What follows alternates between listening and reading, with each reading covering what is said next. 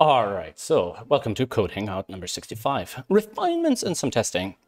This weekend I was very busy setting up the domain stuff for the server move, and test should be migrated now.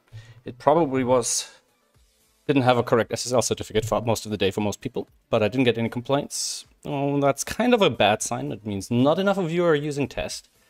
But once everything's set up, I think I'll rectify that in other ways. So let me look at a couple of items that were suggested recently. So one was row column markers on grid. And I think we'll probably go with chess notation.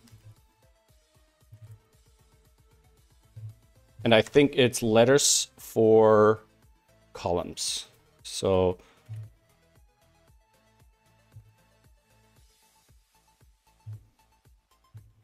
I'm just going to mark this down. Rows, numbers.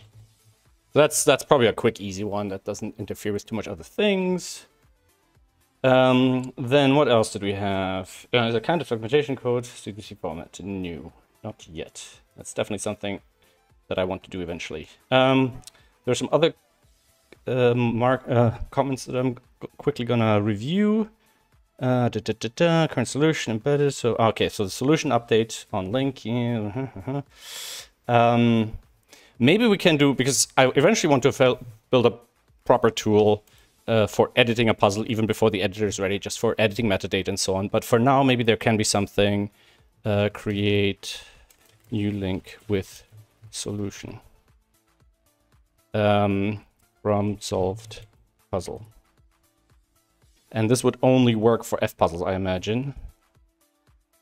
Well, we'll have to see how that works.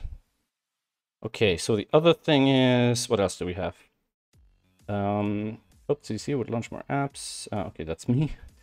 Ah, yes. And I think that'll be the first one we'll work on. Review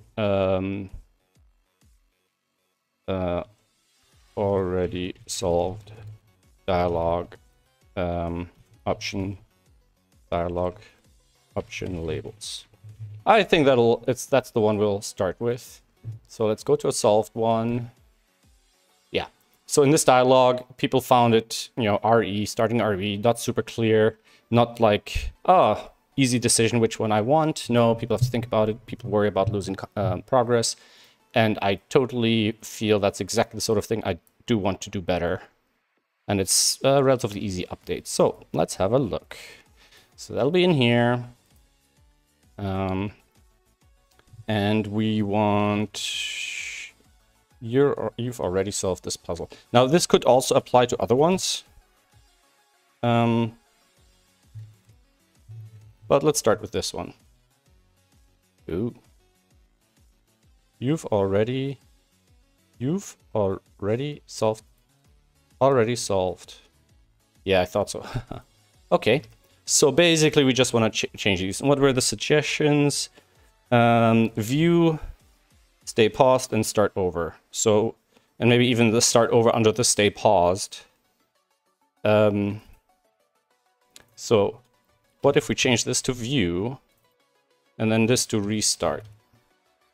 And maybe even re-start, something like that. Restart. And I don't think we need to say you're losing. And is it restart with a dash? Is that a thing anybody could know? Restart. Restart, resume, restart. Yes. Is Google good enough to understand, instead of, you can use restart as a verb or a noun. So they're different words. Great, that's very bad. Restart is a synonym. Sometimes you can restart instead of a verb. Instead of verb. Restart is a synonym for restart. Continue use, Jesus. Restart, restart. Restart with or without dash. Does anybody know? There we go. Start up, start, resume, continue. Reserve. Start engine, for example, take up a new restart. Hyphenation. Restart. How is that one syllable?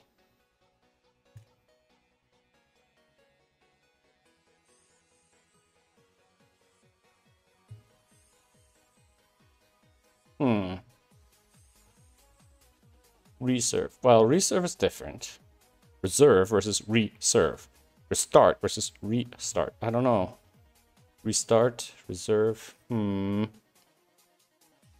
Rule. Use the hyphen with the prefix re only when re means again, and omitting the hyphen would cause confusion with another word. Will she recover from her illness? Does not mean again, so no hyphen. Recovered the sofa twice. I have recovered the sofa twice. Re does mean again, and omitting the hyphen would be confused with another word, so hyphenate. Reissued. So restart means again, right? Start again. So it should be restart then. Ah, this is kind of annoying. Does restart have a hyphen? That sounds wrong. Engine again, for example. Restart. I don't know if this is correct. Restarted or restarted? Restarting, restart, to start again, restart the engine after it's stalled. I mean, the indication seems to be without the hyphen. Alright, we're just gonna do it without the hyphen for now. And this would look like... Hey, Mark! Alright, I'm just tidying something up. So I've spent most of the day sorting out things on the new server. I think everything should be working now. Nobody complained that the SSL certificate for test.crackingthecryptic.com was broken, which is a bad sign because it means not enough people are running the test version. I'm tempted to do something like, for like 6 hours once a week or something, I redirect the main site to the test site, just to kind of get more testing done on the newer features. Or like 1 hour a day or something, I don't know yet. See if there's a lot of fallout if I do that. Otherwise, I'm not getting enough testing done. All right, let's see this quickly. There's some confusion about the wording in this dialogue. I think view paused. Restart. View paused. I wanna keep the word paused in here, but I'm not sure if the braces are helping me. View as paused? Or just view paused, maybe? What do you think? Hey, Nine Kites, how are you doing? View as paused. View while paused. View and keep. View and keep paused and view. View paused. I mean, that's grammatically correct. View paused.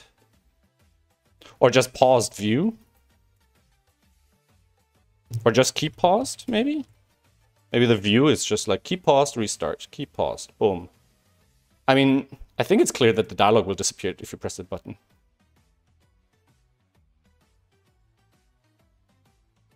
Or stay paused.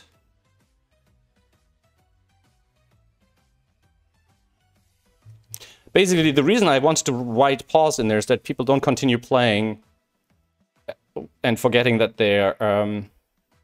well, that's... Hi, Marzi. That's a very, very long button label. Giant script rather than multiple... Make multiple.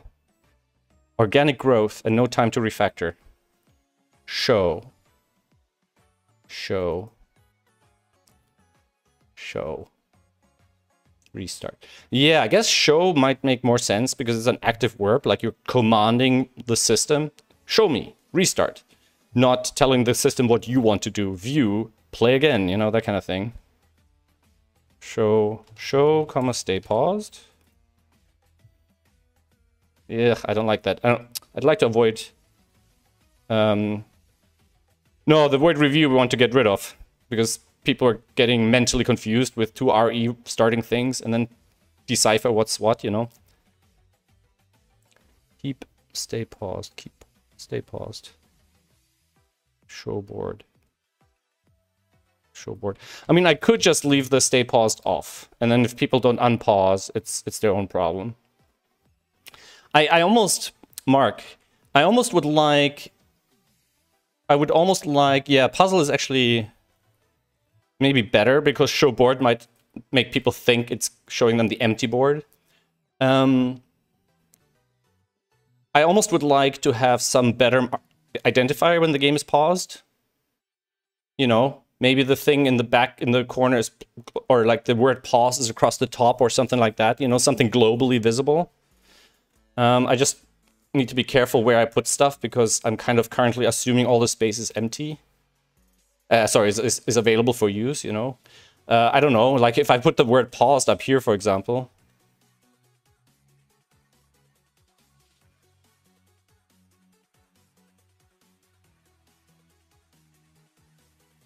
Like, imagine all the people. What if I do something like this, and then at the end of all of this mess, I put paused. So, something like that. How do I Alt Enter, Shift Enter, Control Enter, and then go in here. No, go here. Margin, padding left 30%. 10%. Oh. Fixed width, I guess. Top links. Overflow.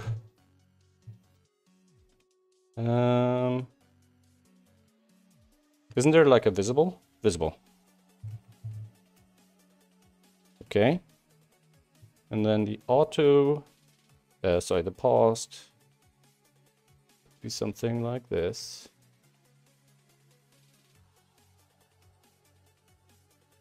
And font size 3 RAM.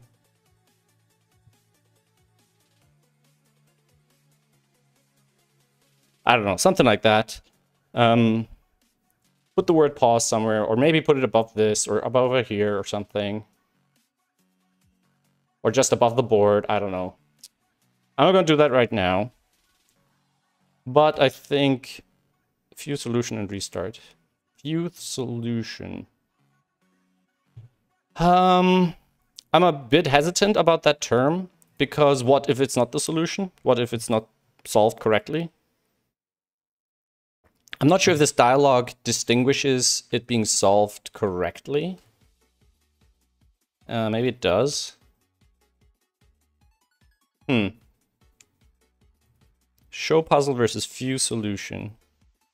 View solution. View solution. View solution. Yeah, I think view and re. I don't want to do play again because it's a little. It's not. To me, it's not 100% certain that that actually erases your current progress, right? Now, I think it's undoable. If I do restart. If I do restart, and then I do undo, and then I do refresh. Ah, shoot. Ooh, that's dangerous. Okay, I didn't realize that. Because the undo state is only saved locally. And the undo state is saved locally, but that is delayed by a couple of seconds. It's not saved instantly. So that's the one position where you might lose progress by refreshing. And significant progress, all your progress, right? So that might actually be something that's worth changing. So I gotta remember how I implemented the undo at this point. So if we're going to undo, And we're doing if undo stack is, yeah, so if the undo stack is empty and we have a pre-restart save progress, then we're loading that. And then here probably we want to do a force save progress. Save progress.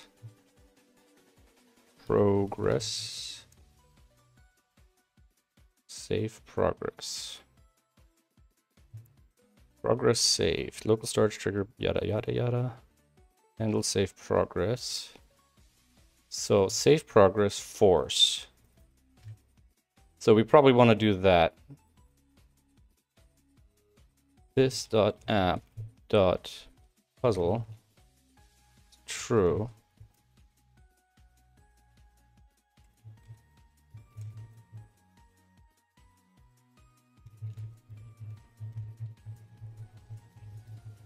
Because this is the one time we are showing something on screen, but the save data is less than that, basically. I'm gonna have to play this quickly to fill it in again. Yeah, of course. I mean, you want to double secure it, right? But if people are unsure to press the button in the first place and they're nervous about pressing the button, then we already have a usability issue, right? So let's see. 1, 3, 4, 5, 6, 7, 8. So that's 8 or 9, 7 or 8, 6 or 7, 5 or 6, 4, 5, 3, 4, 1, 3. 1, 3. So it could be 1, 3, 4, 5, 6, 7, 8. Or 3, 4, 5, 6, 7, 8, 9. Okay. And can't have a 9 here. Oh, we can't have a 9 here, so the 9 has to be here. All right, fair enough. And then the other way, 1, 2, 3, 4, 5, 6, 7, but it can't be a 7. So 8, 9, 6, 8, 5, 6, 7. I think it's 3 each, right? Something like that. And along this line, no 9s here, no 9s here. 9 goes here. And I think there was something that slowed me down, actually. So we have a 9 here. 9, 8, 7, 6, 5, 4. We're just going to mark these in just quickly. In the... what's the word? Interest of brevity? Expediency, that's the word. All right. 1, 2, 3. I'm trying to cheat. I'm trying to remember how I solved it last time, but I'm not succeeding. I should have saved the state in another tab or something. 1 is here or anywhere here. Is there any shortcuts? Are there any logical deductions I can make? No 9s here. Doesn't tell me too much. 9, 9. 9. No 9s here, so 9s go into these. No 9s here, so 9 goes here. But it means in this column, the 9 has to be here or here.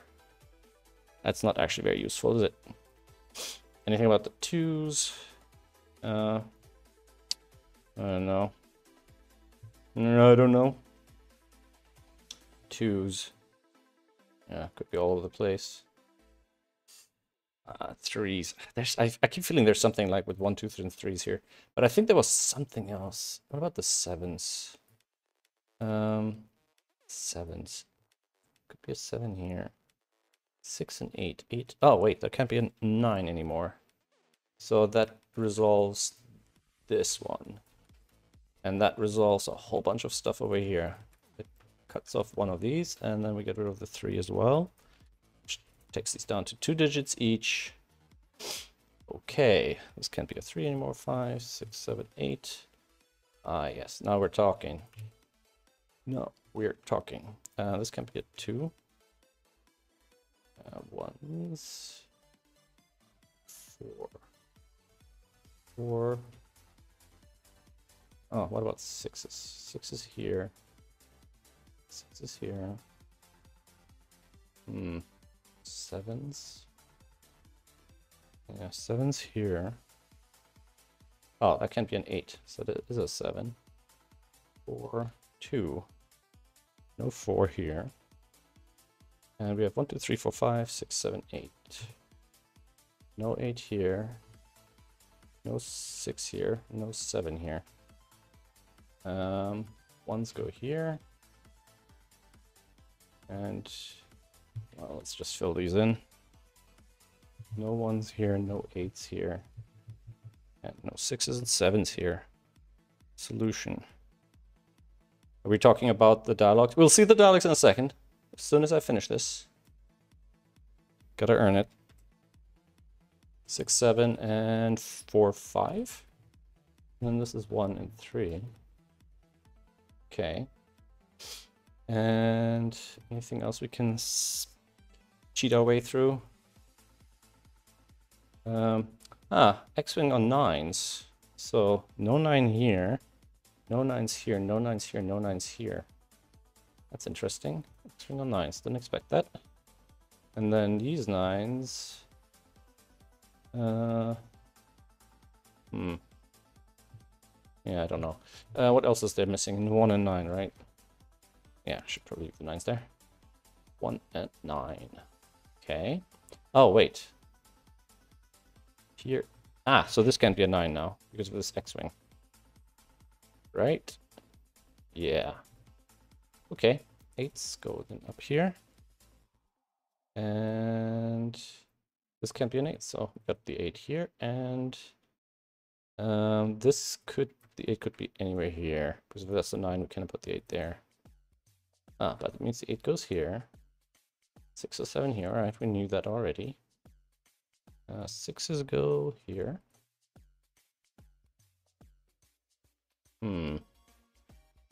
What are we missing here? 1, 3, 7, and 9.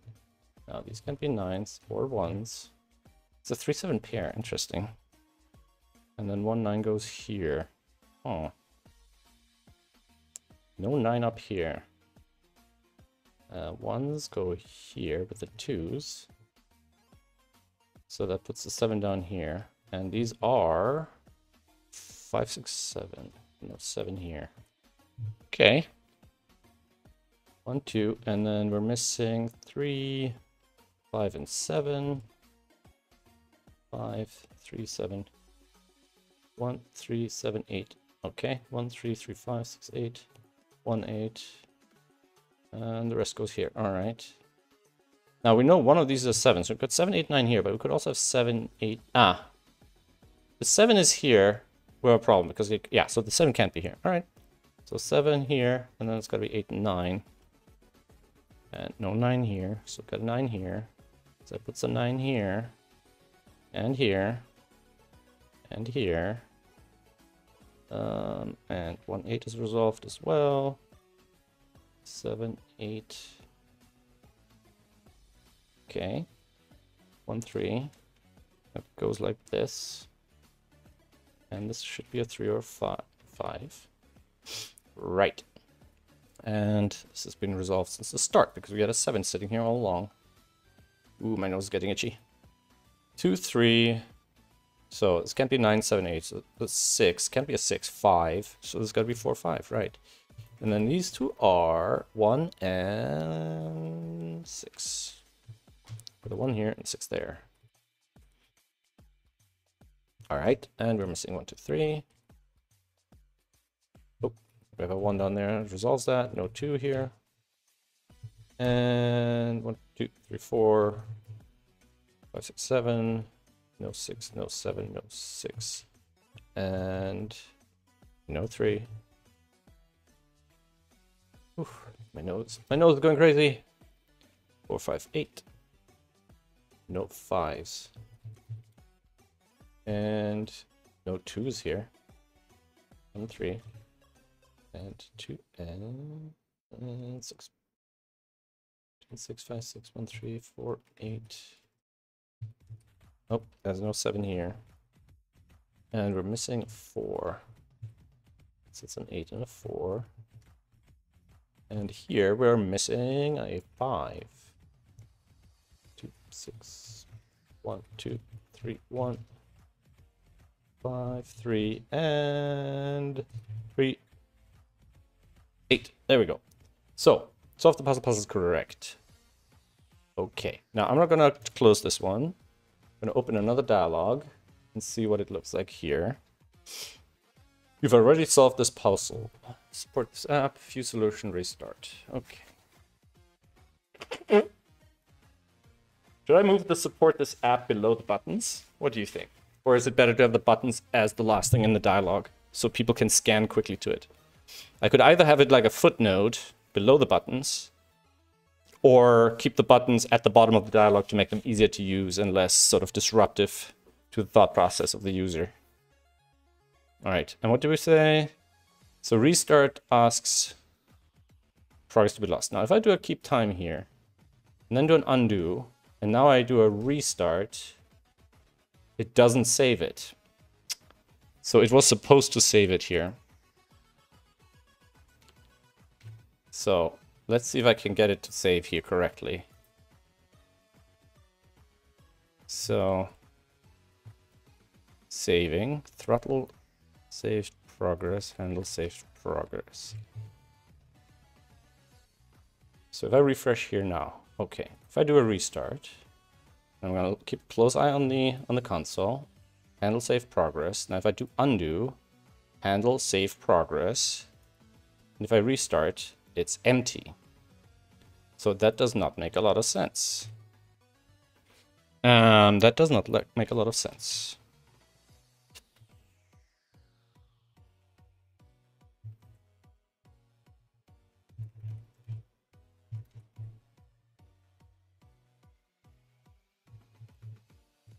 So I want to know why the progress is lost in this case.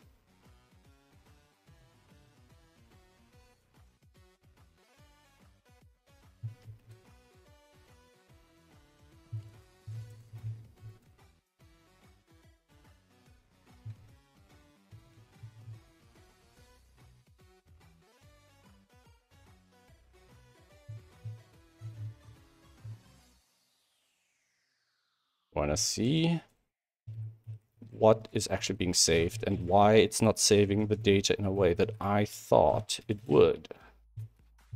I don't want people to lose data. Well, it's already happening enough in other places. Ooh, no, okay. Something I did wrong here. Yeah, that's it. Okay, so restart. Keep time. So, progress, yada, yada, yada.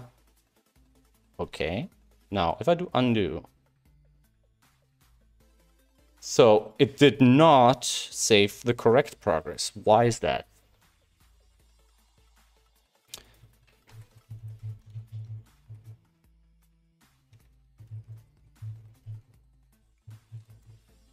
Yeah, so at that point, get progress doesn't get me the actual progress.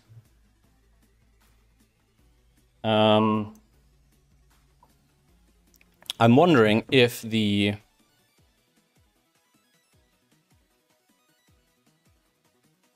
undo here is undo load progress, save progress, load progress. I'm wondering if we have a asynchronicity issue here. That basically, oops, that this doesn't finish right away. Yeah. Aha. Okay. Restart. So, then. And then here we'll do a console.warn.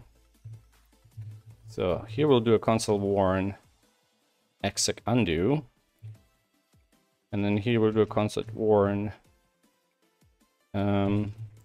And then we'll do that in here.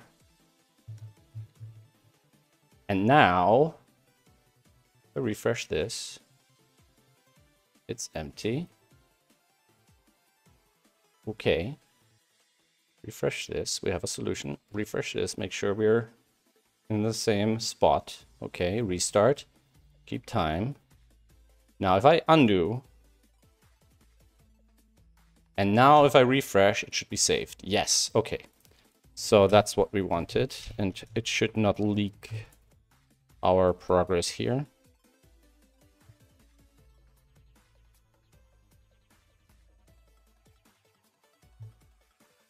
Okay. And can get rid of that. Make sure we don't have any extra logs lying all over the place. Yada, yada, yada. Don't need that. Don't need that. And get rid of that. Now, I've done the usual thing and I've mixed two things together. So let's undo one of these changes and then add it back in afterwards. So I think all we really did is add this line. So keep that here for a sec. Yeah. All right, let's just do this one first. I'll do a minor, just because it's not a dangerous change, but it's just thematically unrelated to the current code base in there. Yeah, we want to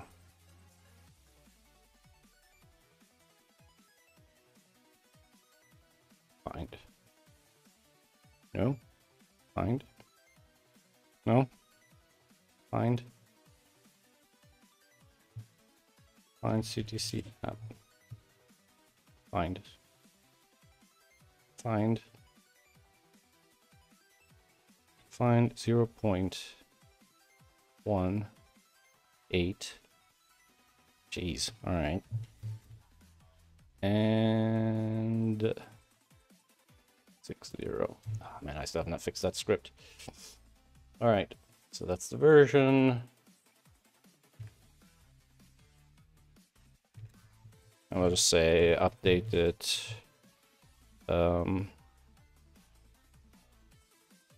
Update. Already solved dialog button labels. There we go. And then the other one will be a patch update. Makes sense because it's basically a bug fix. So this one we should be able to put not here. Oh shoot, I lost my spot. Exec undo here. Boom. Like that. Refresh. Restart. Keep time. Undo. Refresh. And it's saved. Sweet. And if I restart. Now refresh. Okay. What if no, I'm an idiot. All right, I lost it again. Never mind. Okay. Oh well.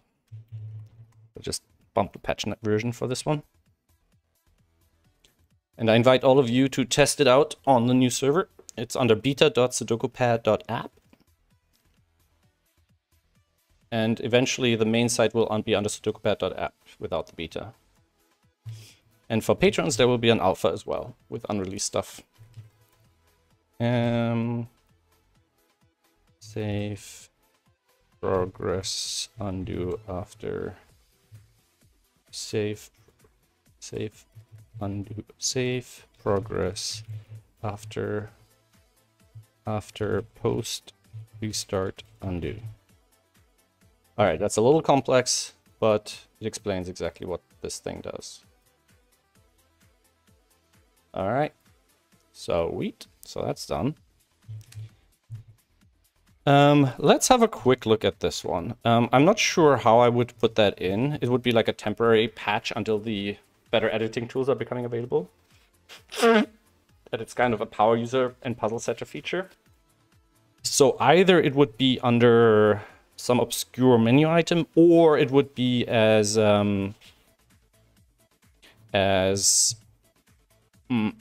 what's the word? as like a keyboard hotkey. But before doing that, I'm actually going to change the little script I have that currently offers switching from the app version to the test version.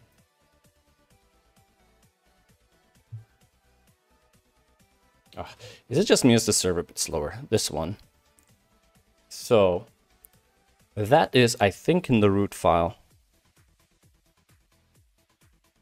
on sudoku.html. Oop.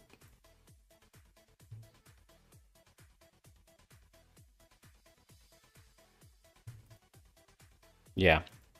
So we don't actually want to do it like this now. I think the script needs to become a little bit more complex, which is something I was trying to avoid because it's already so complex, so unnecessarily complex. Open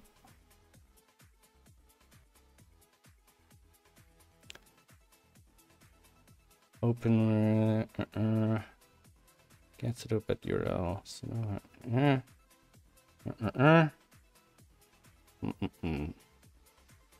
Where is it?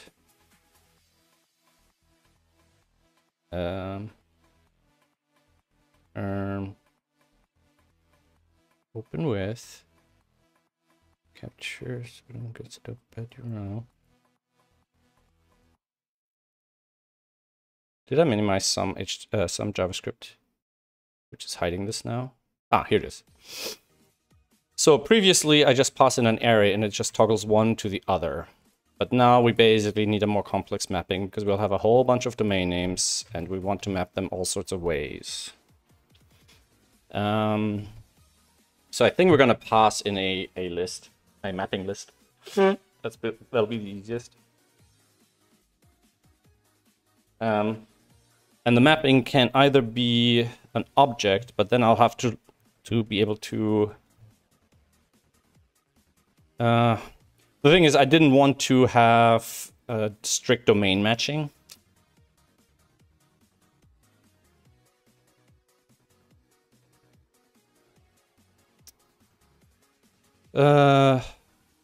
Ideally, I have regexes, you know what I mean?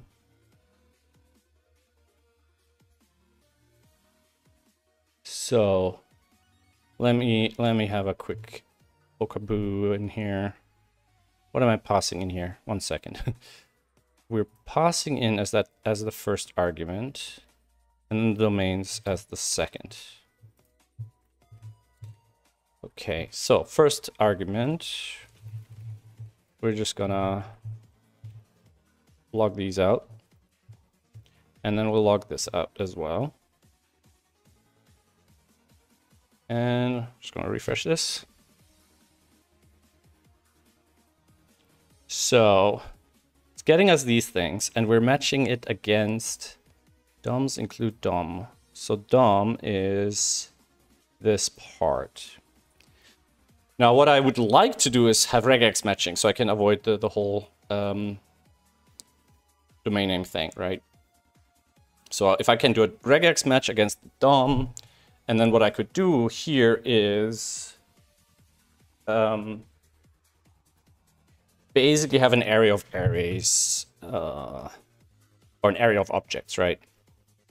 So if we get rid of the, whoops, okay, we get rid of these, and we'll do something like, no, don't be a smartass. So we'll do something like RE would be / localhost, something like that. And then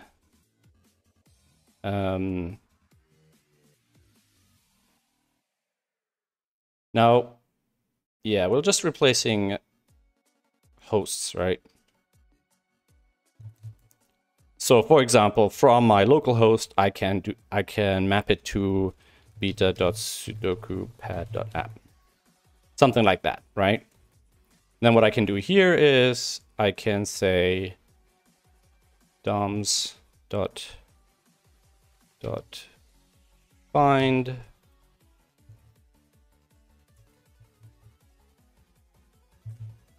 And we'll just do something like re dot test DOM. Something like that, right? And that should do the trick. And that'll get us this one.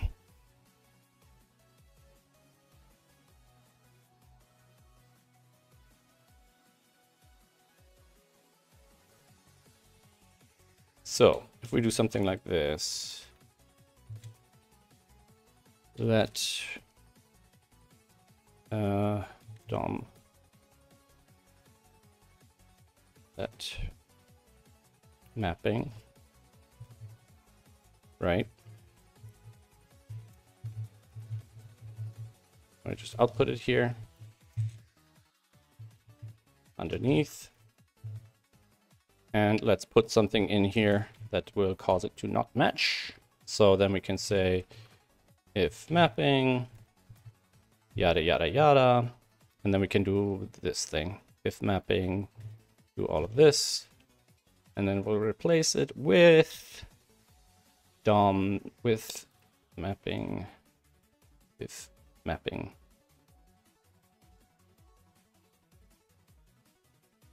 Head plus DOM equals DOMs 1, 0. Yeah, because I was trying to map in both directions. Oh. DOM equals DOMs 0. DOMs 1. Replace href. Hey. Yay. I think this was part of this. What if I do this instead? If I do hostname equals or that, and then I'll do hostname here, right? So now hostname will be undefined, and then yada yada yada. Object query selector pen child dot first child. One sec. Replace href in HTML. This.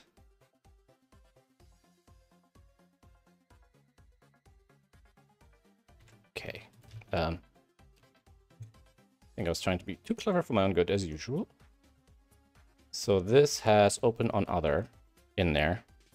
And if I do this, replace head plus DOM plus tail. So if I do, instead of all of this, I just say head hostname tail.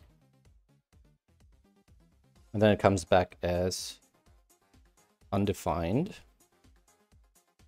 Yeah, because we've sabotaged it at the moment. And now it's still undefined.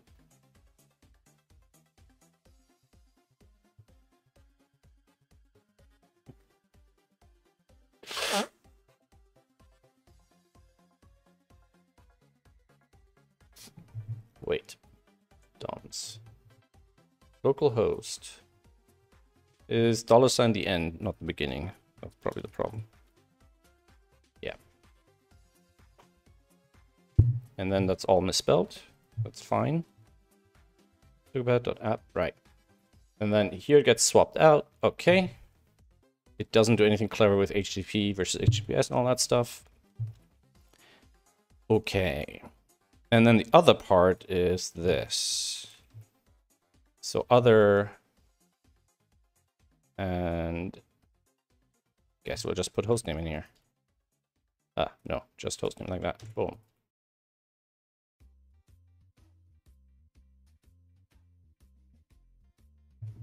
And I guess we don't even need to do this replace then. I think originally this was supposed to be stored somewhere and I was just going to replace it. Source equals link rel icon dot href. What the heck am I doing here? Oh, okay. I'm literally just getting the icon out. All right, href equals that. So I can just put that in here. And then instead of other, we can just do that. And then we don't need these at all. Boom. Right?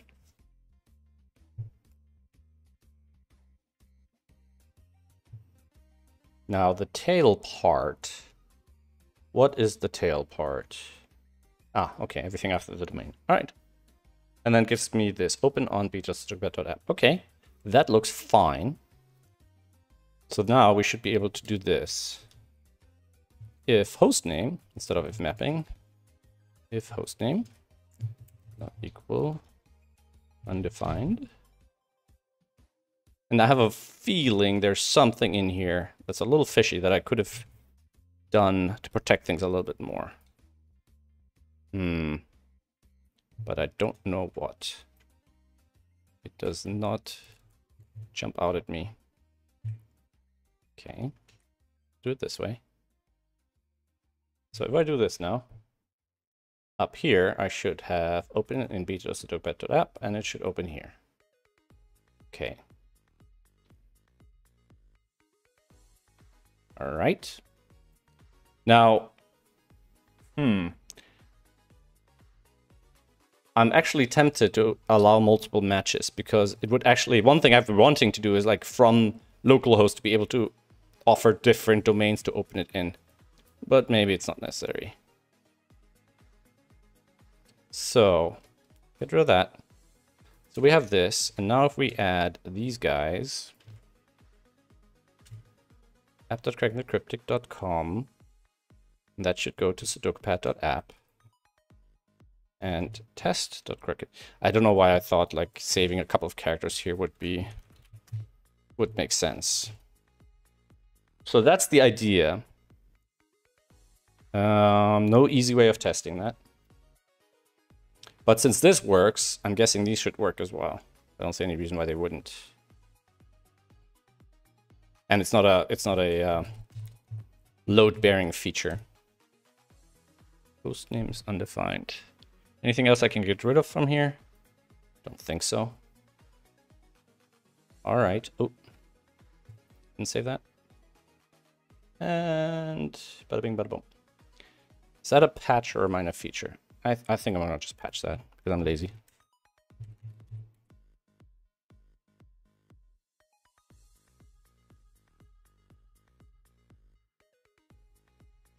Oh, wait, I'm an idiot. The whole point from here is to open it in test. Yeah, the whole point is that we have a cross thing here. So from this, as well as from this, I want to offer to open it in testing. And then from this, as well as from this, the testing domains, I want to open it in non-testing. SudokuPad.app, hostname. So from SudokuPad.app to go to beta, and from app to go to beta. And then from beta to go to SudokuPad, and from test to also go to SudokuPad. Okay. And I think that should work. Now, because they are regular expressions, I guess I could combine them here. Kind of like this. I mean, it saves a little bit. Don't know if it makes it... It might make it easier to update down the line. These matching pairs are kind of grouped now.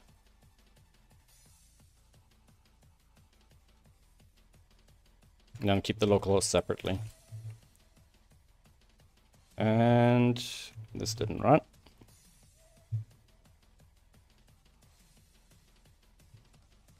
Okay. Hope that didn't break anything.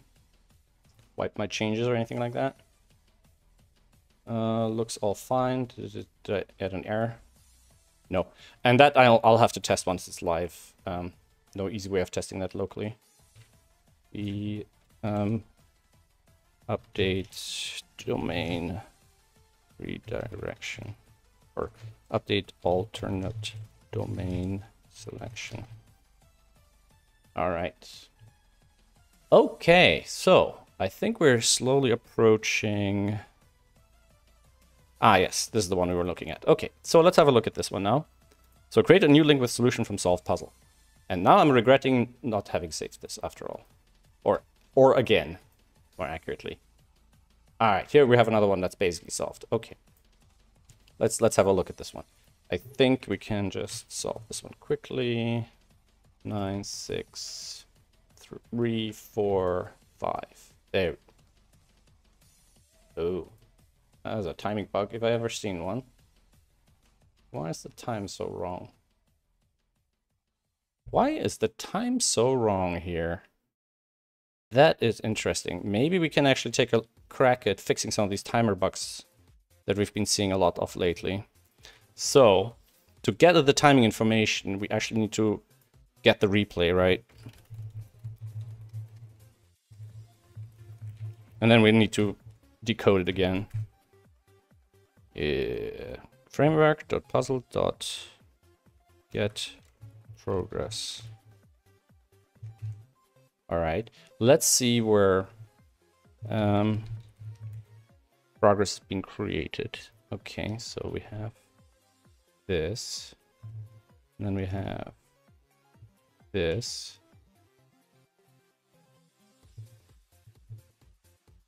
and that should be also encoded.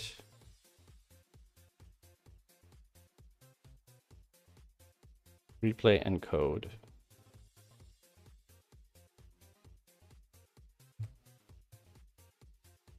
All right, so replay encode does LZIP or yada yada yada. Actions. And how does it calculate the timing information on these? So let's find the reverse of this. So decode should be somewhere here. So get replay is JSON, so we parse it. Right?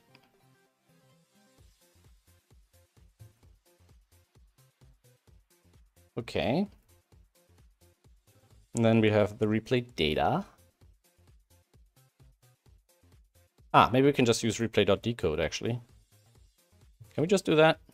Will it give us... Like, yeah, this should give us raw data, right? Here, replay decode is not actually a direct reversal of replay encode, which is something that's always kind of bugged me a little bit. So, this is giving us the command-to-command timing data. Now here, I'm seeing a whole bunch of zeros, which does not look right. Why are all of these 0? So I've added something recently where missing timing information was filled in better. And I have a suspicion that's exactly what's happening here. Somehow it corrupts the process, giving 0. So this, after the slash, that number is basically the timing delta from the previous command.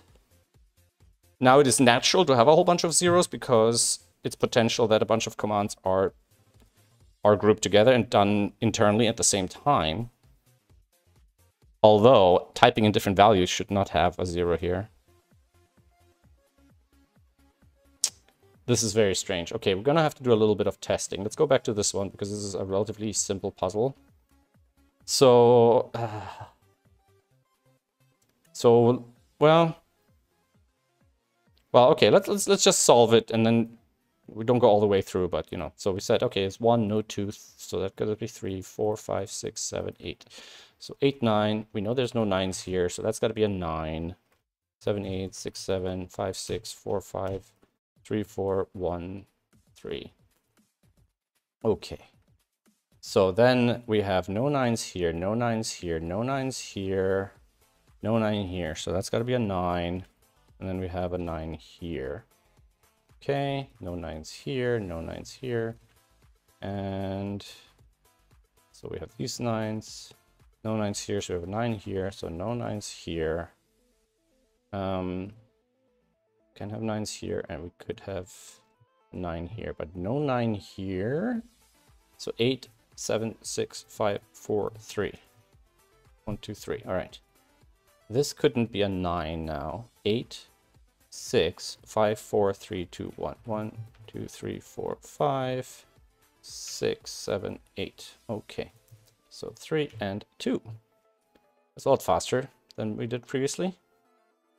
2s go here. 4, 5, 6, 7, 8, 7s. I don't know. 8s. 1,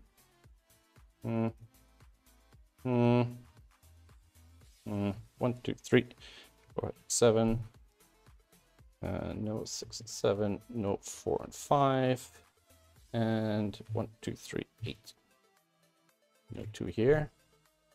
2. 1, 2, 3, 8, 6, 7. No 7 here. 4, 5. 1, 3. Okay. And 1, 9 over here. So, what else we got? What else we got? No 9 here. This is at 8, 7, 6, 5, 4. So it can't be a 3. So 4. So this could be 8, 7, 6, 5. 5, 6, 7, 8. So it's got to be like this, right? Something like that. And now we have 4 here. 5 here. Okay, now let's have a quick look at the timing data in our replay. So here the timing data is correct. So I don't know what happened with the other one. And the problem is I don't know if the timing data was already corrupted by the time I looked at it. Or if it got corrupted because of whatever I did there at that point in time. So that's kind of the annoying thing. So, So if I refresh this now, does the timing data get screwed?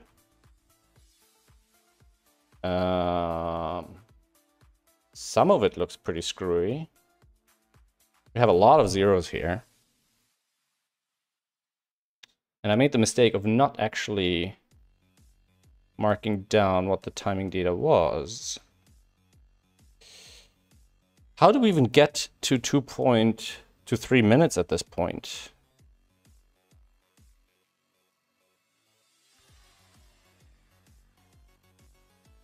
Because basically the time for the puzzle is calculated from this information.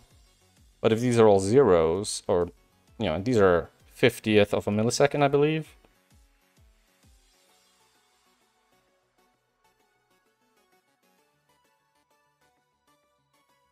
Yeah, this looks not right at all.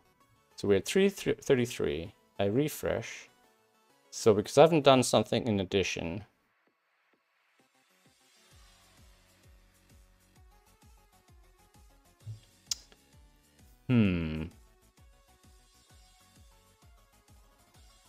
All right, find.decode.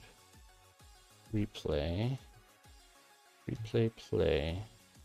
Load replay, replay, play. Replay, play. Play from time, play to time. It's actions length, step time, replay done. Replay system is a little clunky. It is powerful, but it has its flaws. There is a get length, right? Get whatever length. Nope. Replay length. Puzzle.replay length. Puzzle.replay length. Actions progress.acts. So this gives us actions, right? So if I get actions, the actions area out of this. Sorry, the actions area out of this. And then I can put that in here. Or, since it's actually expecting that, I should be able to just do this. So what does it say? 4150. 4150. And replay total time. Play current time. Jump 2. 4150. 4150 divided by 60.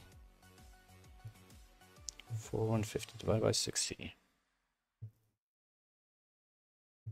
Replay total time. Total time. Oh, wait. I have a feeling I'm barking up the wrong tree here. Am I even using this method? Replay script. replay length. Set start time minus replay length. So as far as I can tell, replay length here should already do the count conversion. Because this comes out as 69 seconds. 69 minutes? 5,150. Wait, 5,150, that... Replay length, reduce... 4,150. And this should be milliseconds, right? So is that divided by 1,000? In seconds? That doesn't make sense. Times log time resolution, which should be 50. So if I divide it by 50, I get 83. That still is nowhere near milliseconds or minutes or anything. 1,450 divided by 60. It's 24. It's 2.4. Log time resolution in milliseconds.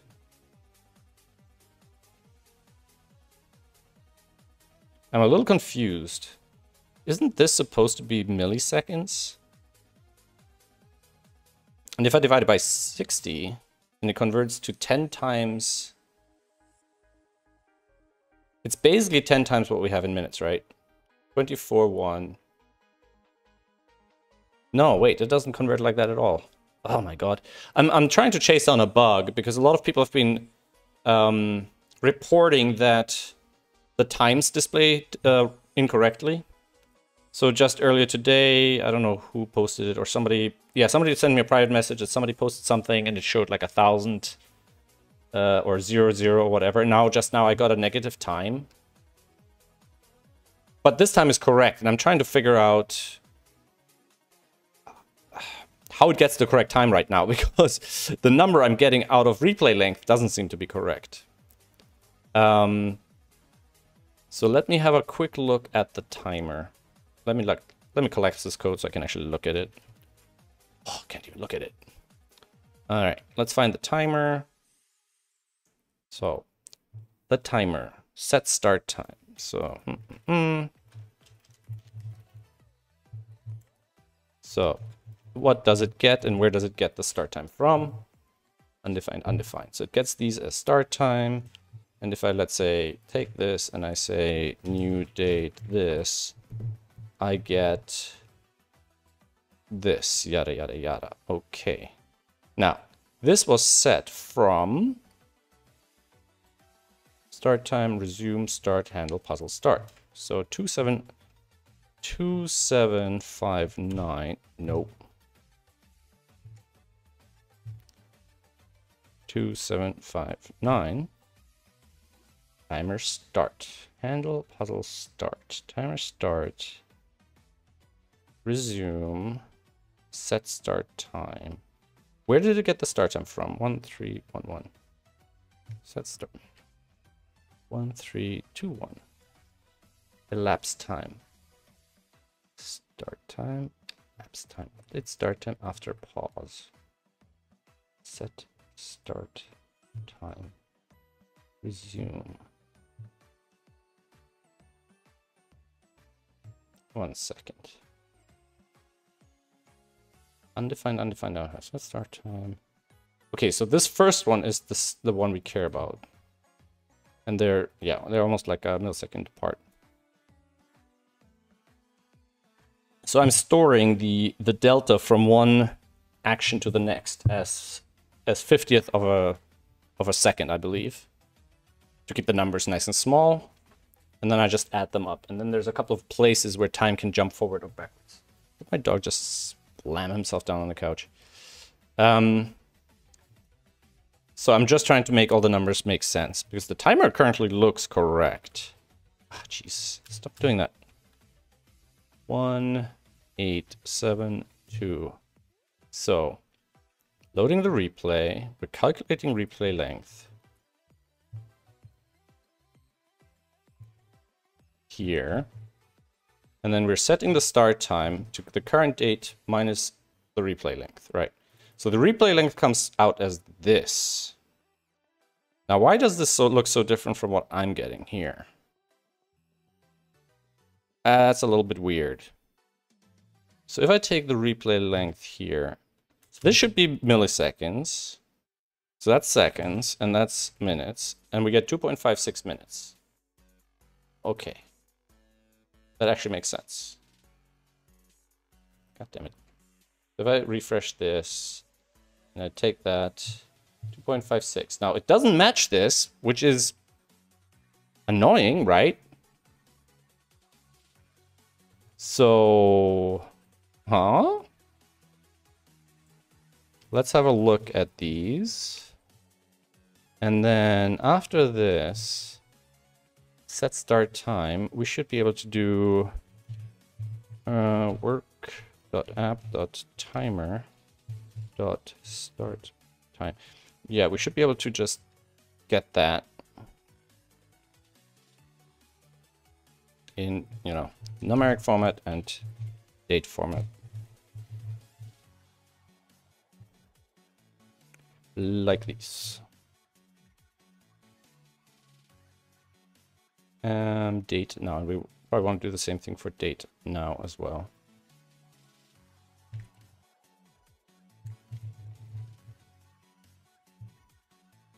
That. So I want to compare these two. So yeah, so they're 2 minutes whatever apart, and that's the time that the clock shows. Well, no. It doesn't tick. It just updates at like half a second or whatever. So it might sometimes update a little bit earlier or a little bit later, but it'll always update to the correct time. Actually, I don't know what the update frequency is.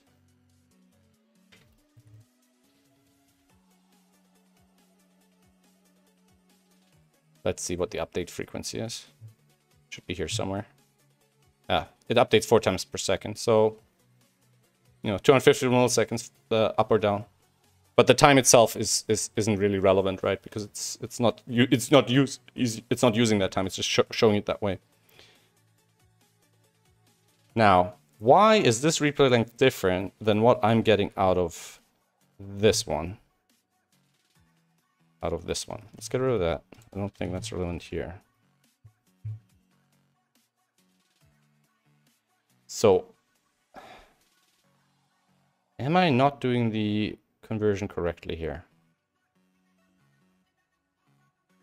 I think I have to manually put in the factor, the millisecond conversion factor, the 50, right?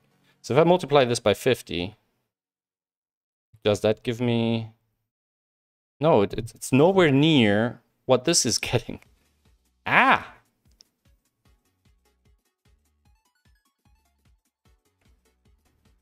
What the hell? Progress replay.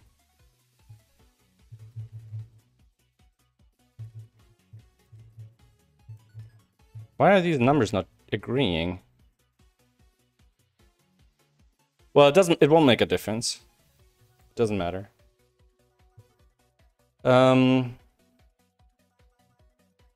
Like it doesn't use that number, right? It's not using these relative numbers. It's using absolute numbers internally, you know. So we have the replay here, right? We have the actions here. And these actions seem to have a lot bigger numbers in them than what I'm getting out of get replay. So if I do this, right? So let's see. So for example, we have 170 on the first selection. If I do a get replay, if I decode this, and then the first action, that's not 170, that's a 3. And it's not even the same action at all. Wait, selection row 5 column 6. Selection row 5 column 6.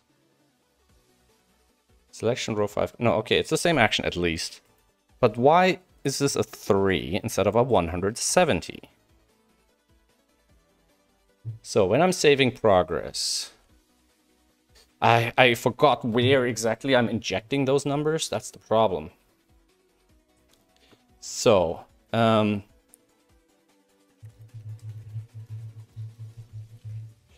replay. Yeah, so you see it's a 3.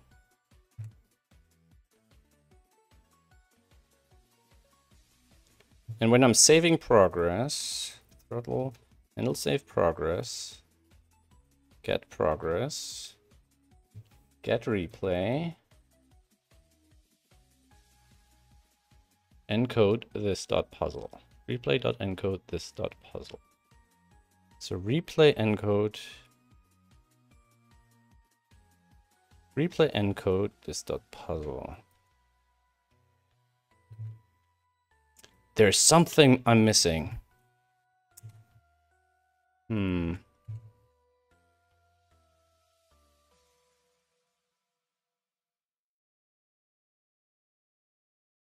not sure what you mean by redo the conversion from scratch. I think you're underestimating how many layers of encoding and decoding there are. So if I encode this and decode it, what do I get? I get the 3. Now, why the hell do I get the 3 here? But when I'm saving the state, it saves it as a 170. No, this has nothing to do with events. This is internal. We're talking about static data. We're talking about the data that's stored, right? So we have data that's stored here. We're looking at this data at the moment, and we're comparing it to the algorithm that generates the data, and it's different, and that shouldn't be because it's the same algorithm, right? So if you run the same algorithm twice, you shouldn't get 2 different numbers. So something else is happening, and I'm trying to figure out exactly what. In fact, let's go straight to the raw data here as well. One sec. Didn't want this actually.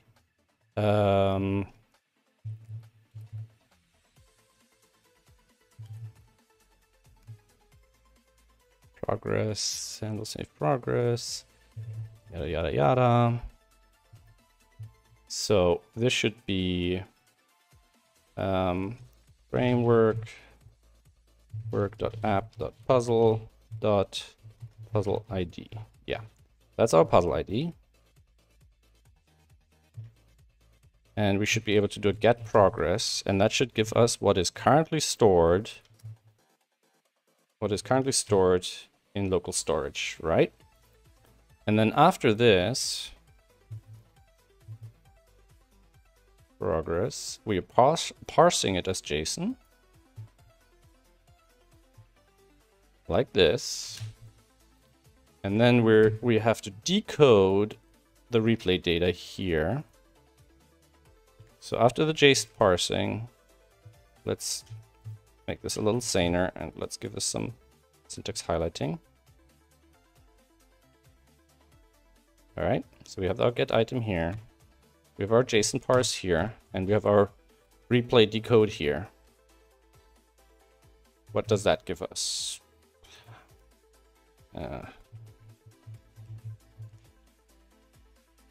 So, undefined reading split. Boom. Dot replay. Yeah, dot replay. So that's the data we're decoding down here. And that's what we're getting out of it. And now here we're getting 170, right? Now the question is, when I'm saving the data, right? So let's look at set item. So get progress, right? So that's where we're getting our progress from. It does this. So this should be the replay data. So this is what we're saving. So then the question is, this should be exactly what's being saved here. And let's see how get replay works, right? So it basically just does this, which is this. Okay. Now this is already encrypted or and compressed, not doesn't do any encrypting. It just compresses it, right? So it stringifies this, it does this, and it does this. And the actions come from replace stack, right? So do this dot replay stack, right? All right. And now here it's a 3. Now the question is, if I were to store state now, would it override the 170? So in other words, is the bug that it doesn't translate the numeric values correctly in one direction or the other? So let's put a number in here, wait a couple of seconds, and it should refresh the stored data. Hey there. How's your grandma? Sorry? All right, let's have a look. Yeah, so now it's overwritten rid of 3. So we already corrupted the state. So we're now at 9 minutes. And if I refresh now, the thing is, it looks correct, right? Because that 3 somehow gets converted to the right number instead of the 170. And I don't know, I really don't understand how that is possible. I really do not understand how this is possible. Let's try something here. Let's go in here. Pull and delete this. Come on, delete. Can I delete? Why is it not deleting? Edit. Delete. Why is it not deleting? Delete. Oh, it's gone now. Very, very bizarre. All right, it's gone now. 1, 2, 3, 4. Now,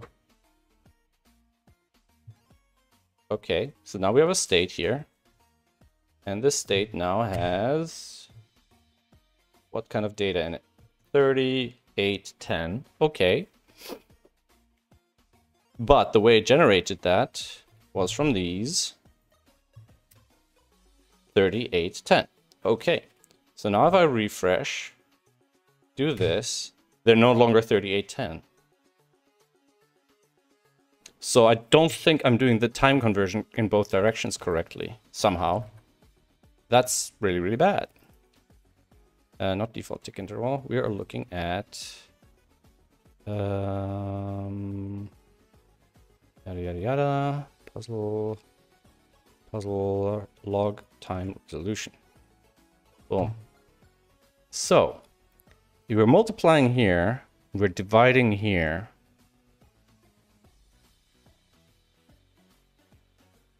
So we're dividing this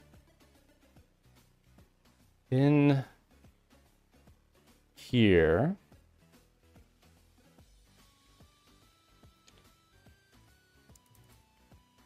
And we're dividing it here.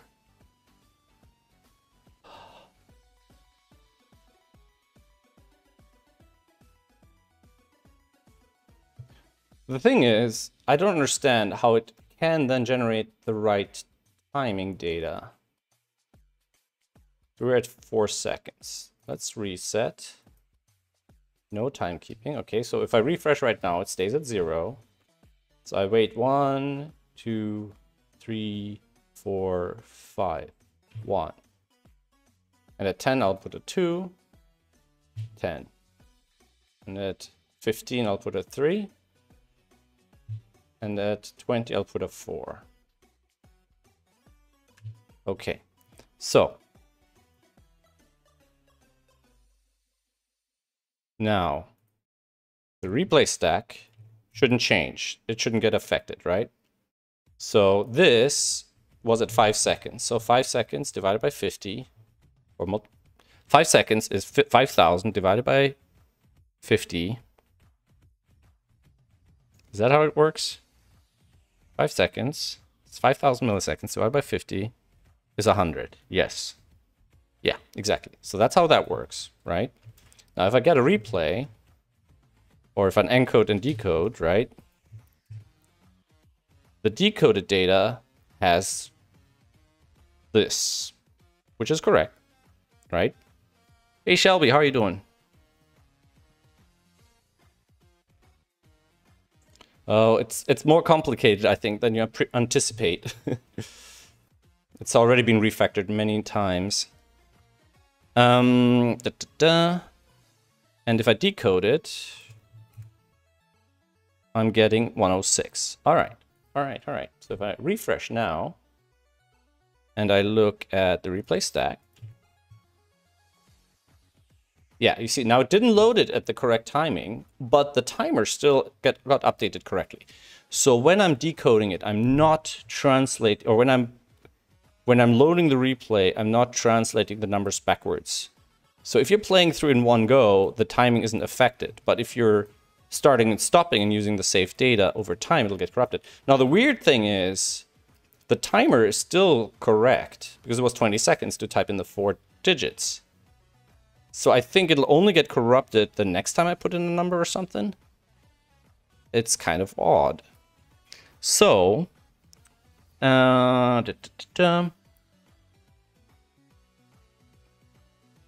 the weird thing is the data was stored with that 107 number, which means, how do we get, wait, what is it now? 2. So 107 divided by 50 is 2. So it got divided again.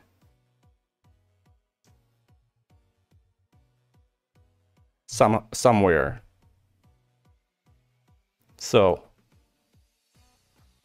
time unpaused. Like, where do we divide? We're only dividing in these 2 places, right? So when we're logging it, here we're dividing it. Log replay act. Now that means, so let's do a console.warn here.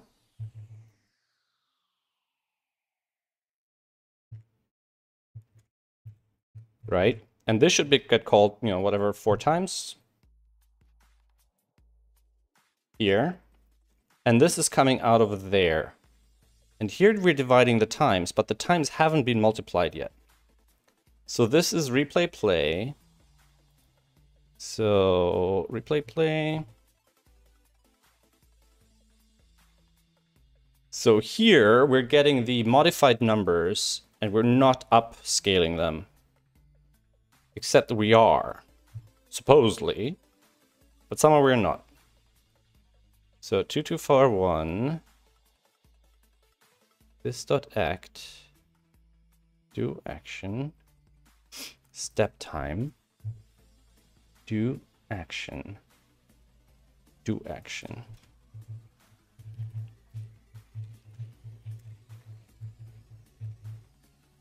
All right. Do action. 106.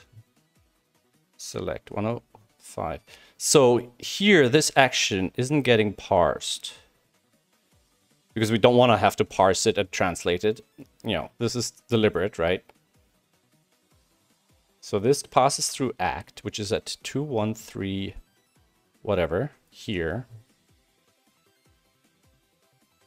Action. So... And I think, I remember when I did this, I thought there was a problem and I thought I'd fixed it, but obviously I didn't.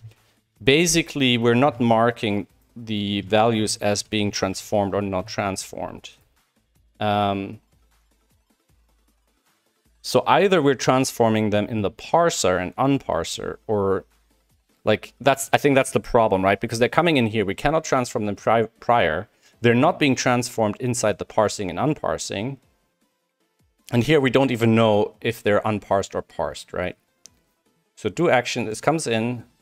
Action is a string, so we're parsing it. And in parse action, we're not doing any time conversion. And this is kind of exactly where the time conversion should happen, right?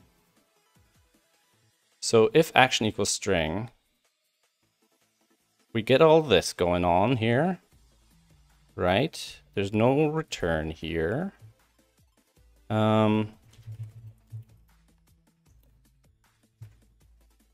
The problem is it's a bit tricky because I don't know if I'll break something else if I put the timing conversion code in here, because it's not being converted in the equivalent decoder, right? Or encoder.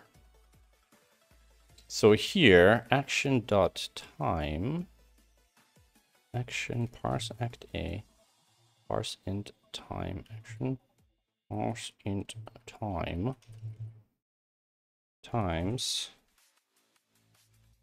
and our, here, basically, and let's split them across some lines to make it more clear that there's more stuff going on. All right. Hey, Astrid. Yeah, me too.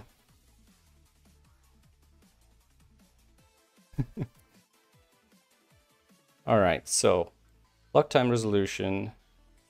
Now the problem is it's gonna screw us in the other way. So let's see. So after loading the data, our replay stack has 106 in it. And is that what we wanted?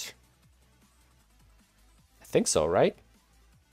So if we're adding a 5 now, our replay stack has 106, yada, yada, yada. Now if I refresh, it should be saved. We still have 106 in here. And what's in our local storage? 106. And the new one is 27. I think that's correct. Because the reason I think that works is because it doesn't do it on already parsed actions. So parsed actions should always have real time, and then string actions should have the conversion. Now the thing is, action to string is not where I'm doing the time conversion. And that's kind of the danger of it, I think. So let's find out where we're running action to string. Action to string. Action to string act. Action to string. Yeah, so here we're doing action to string, but we're doing the time conversion on the outside. Except this is not even... Yeah, this is not even time conversion for that purpose. That's a different value that needs to be handled separately. So action to string. So we multiplied it there. So where's the division happening? The division is happening here. Replay stock log act. Oh, okay. So we're not even using action to string. Ah, that's the danger, right? So where are we using action to string and why we're not using it here?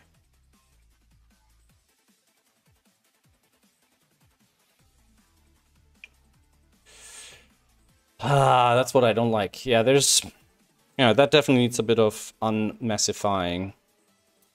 But it's a bit tricky to do that without unforeseen consequences and all that.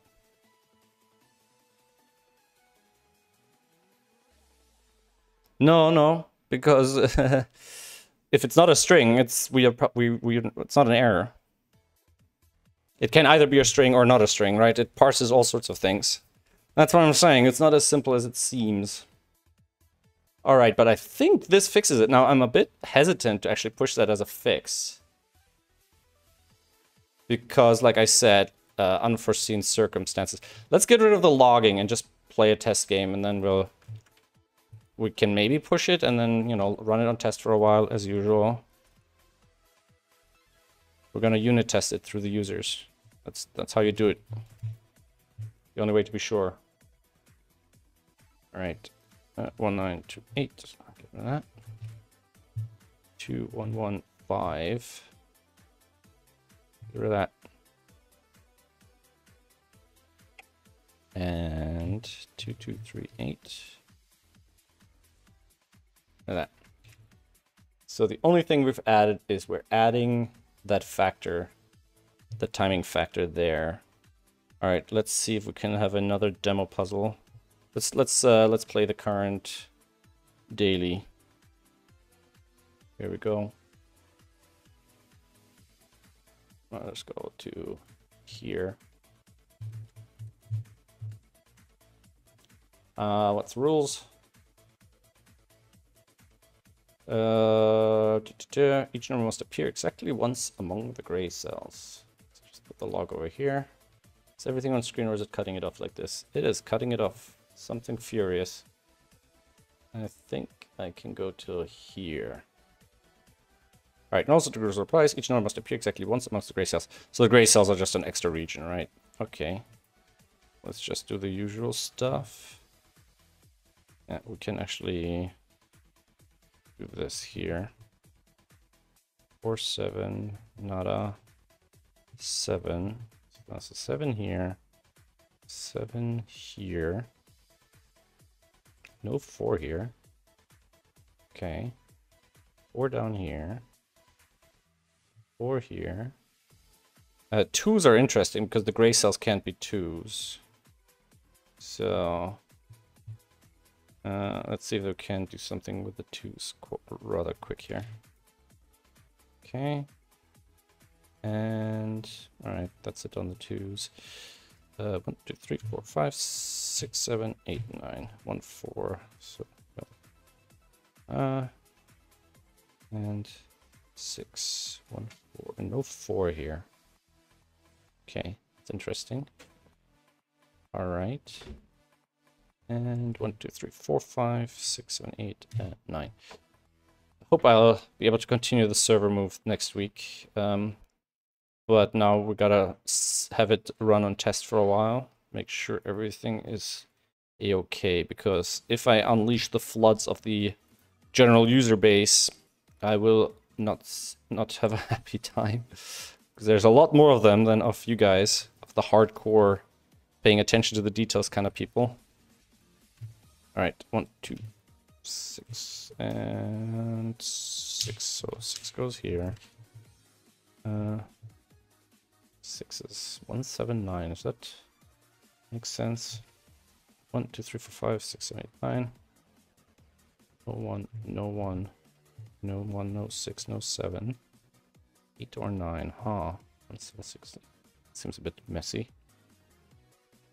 There's only 3. Why do we have... Oh, 9s. 1, 2s, 1, 2, 7. Alright. No 7 here. Okay.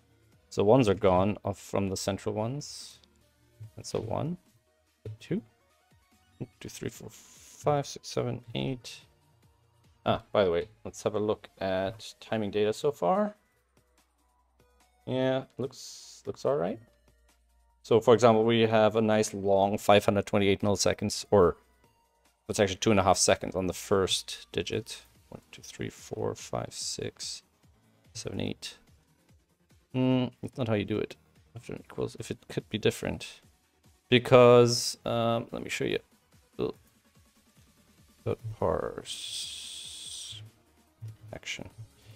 Because if it's a string, it converts it to the object form. If it's not a string, we don't do this, and it just returns the action. So parse action will never fail if you're passing something that's already been passed into it.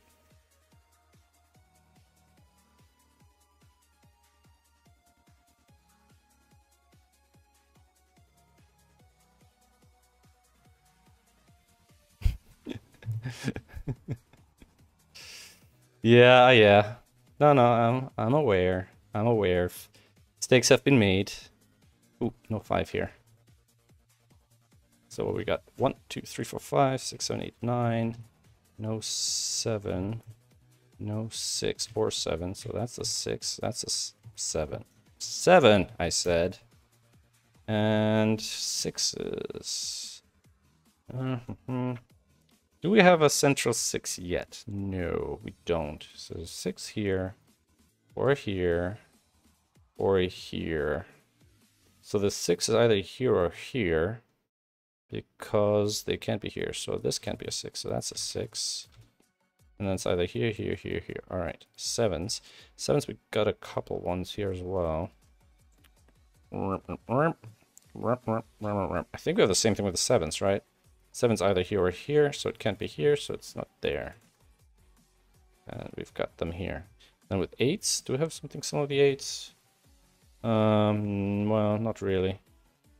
Just that our 5s are actually much more defined now. 5. Okay, that's it for the 5s, right? 1, 2, 3, 4, 5, 6, 7, 8, 9. 2, 3, 4, 9. 2, 3, 4, 9. 2, 2, 3. 2, 3, 4, 9. Ooh. Wait. 2, 3, 4. Okay, no, 2, 3, 4 works out.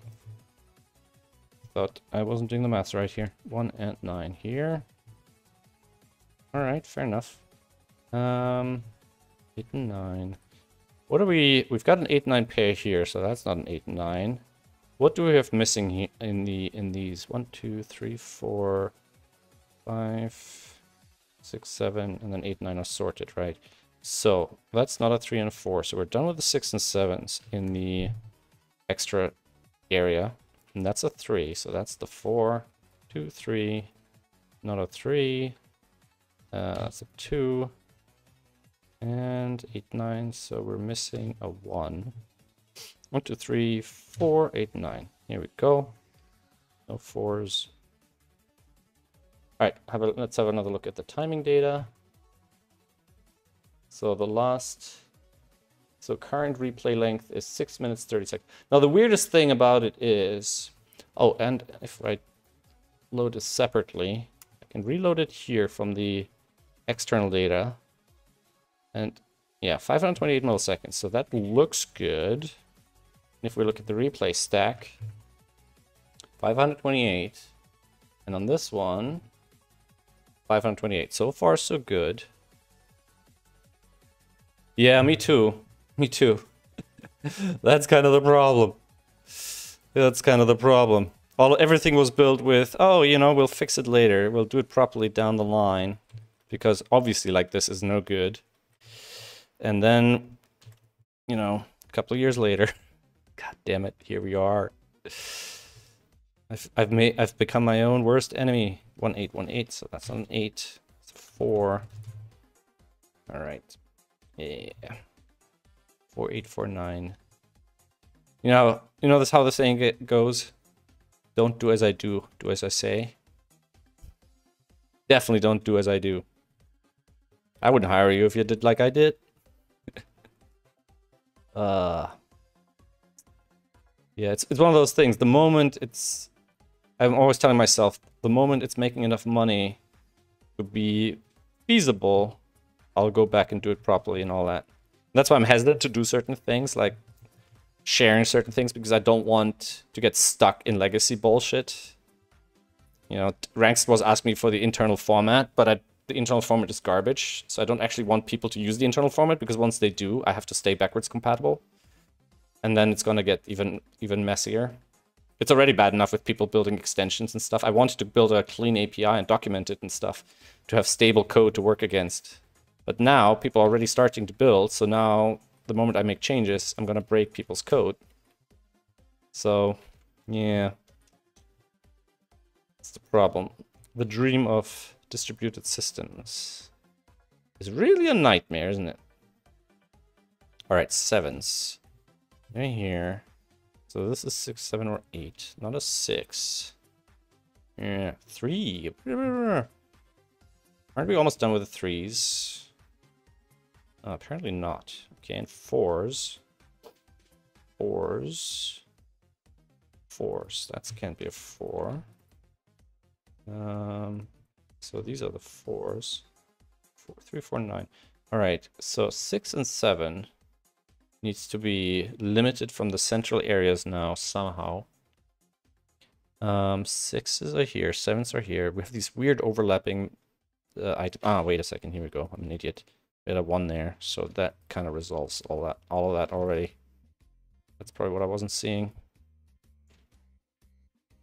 8, 9, 4, 8, 4, 9, 3, 1, 4, 3, and 4, and 9.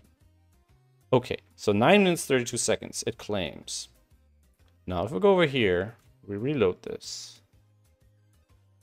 Few solutions, 9 minutes 33, okay.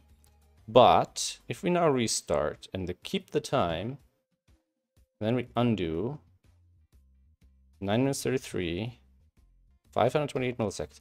Okay, this looks actually really good. 9 minutes 33. So the timing is all kind of maintained, right?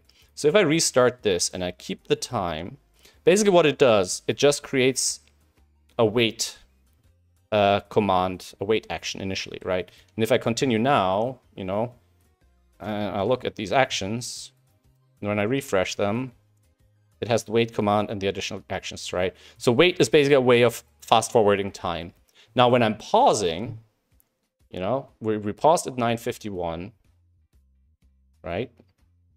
Then I unpause, and now I put something in here, and we look at these, we have unpause here. And unpause basically fast forwards time, right? So wait and unpause are, well, actually it reverses times, right? So it says, okay, we've unpaused after 292 milliseconds, but in reality, we actually want to reverse time by 136 or whatever. So there's commands to jumping time forward and backward, and it's a little on the messy side. And maybe, you know, if I designed it from scratch, I would probably do it differently, right? Now, this one, we want to actually save this progress to overwrite the other one. And if I refresh this now, it should, yeah. So it gets the progress back from the other one. 11:05. 9:32. Wait a second. Okay, 9:32. So this should now be saved.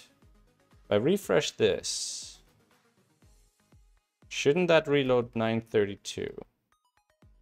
Why is it 11:25 now? God damn it. Replay stack 1200, 1200. The final command, the final action is here. Can we get the time from what's currently in the puzzle? 684700. 684700. 9:32. 11:25. Now, why did it go to 11:25?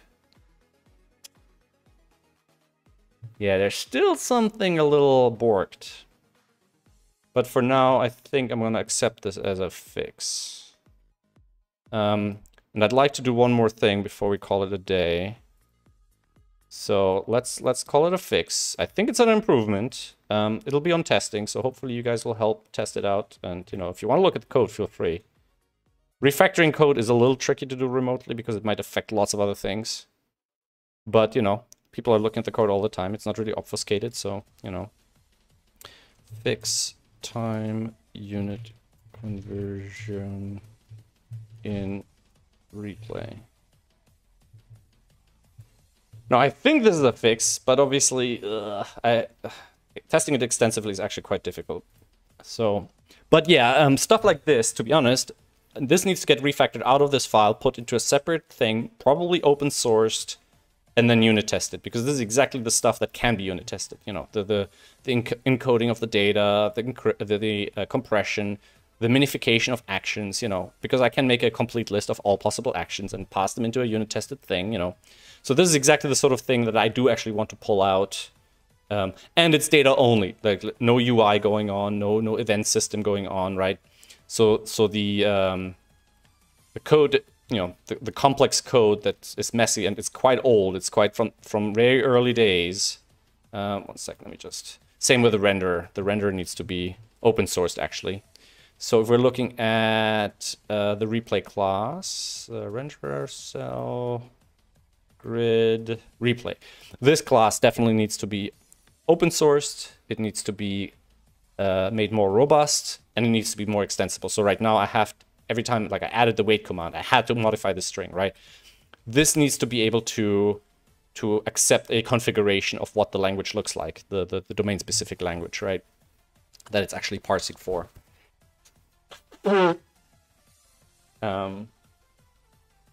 Like, and it currently has multiple different encodings that it's supporting, but I don't think I'm using them anymore. Like it has the A to C. So it had A, B, and C encoding and decodings, and I think B was removed. And they're basically just more or less compact formats, you know. So for example, encoding RC row column values into hex values and things like that. Send me a DM on Discord, because I don't know if I know you on Twitter, who you are on Twitter. Or send me a DM on Twitter if you want.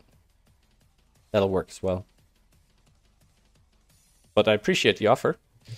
Maybe we can do it through a Discord chat, actually. We could do a Discord streaming session. So, let's have a quick look at this. Actually, at both of them, because this shouldn't be too complex, right? So, basically, people have been saying, what if they solve the puzzle and they would like to create a new link with the solution included from the current solve, right? Now, that currently will only work for fpuzzles links. I mean, I can generate links from the internal state, but it's probably not what they want. Now, for fpuzzles data, I think I'm holding on to the original data. Dot source puzzle, right? No. Puzzle dot current puzzle. I think this is the... Is this the fpuzzle data? I'm not sure. No, this is not. Okay, I gotta figure out how I'm actually gonna get the fpuzzle data. So we have this. We have source puzzle, which I thought was the fpuzzles data, but it actually isn't. Regions. Yeah, so source puzzle seems to be the converted data. Converted CTC data. And then current puzzle. This looks like the fpuzzles data. All right, so let's have a quick poke at that.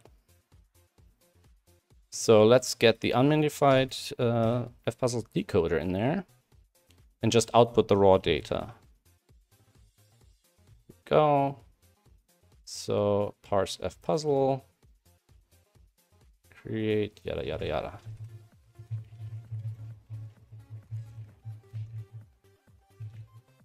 All right.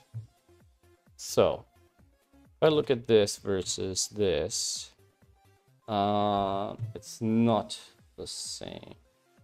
It's similar-ish.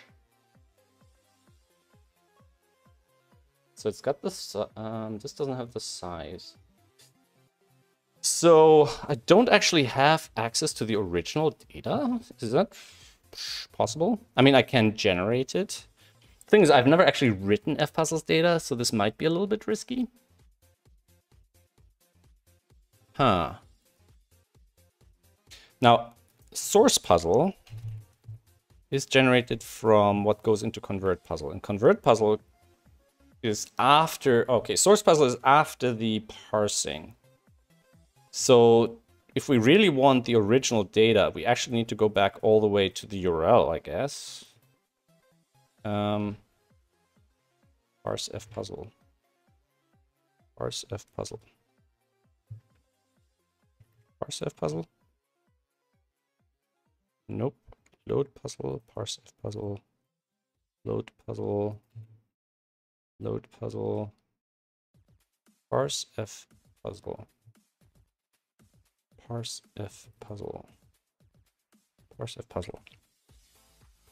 Load puzzle. Load puzzle. Load fpuzzle. Okay, I think that's the one we're actually using. Not this particular code. I have some of the code. Let me just show you quickly. GitHub. SudokuPad. So under github.com/SudokuPad, you'll find some things that are open sourced. So there's an issue tracker, and Sudoku Tools is where I'm starting to build some generic tools. I mean, I want to build like, you know, conversion tools, data format descriptions, certain compact file format encoders, decoders, and so on. So I want to move things into this, but in the moment there's only a few items, and I don't have a pipeline right now to actually use these. So it's separate from the code base, but in the future I want to link into this from the code base, right? But it's a good place to kind of suggest and what's the word?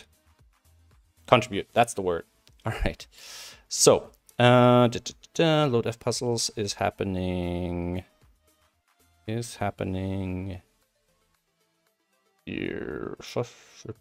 Puzzle tools. Raw, fetch raw, script, load F puzzle, fix puzzle slashes, decode. Replace CTC. F puzzles, test R, F puzzles. So this is the load F puzzles, place R, F puzzle ID, get puzzle ID. So if I do get puzzle ID here, right?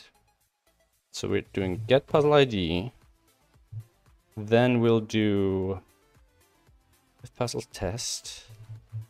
We'll do this, place puzzle ID. So this would be our puzzle ID. We'll do this, right?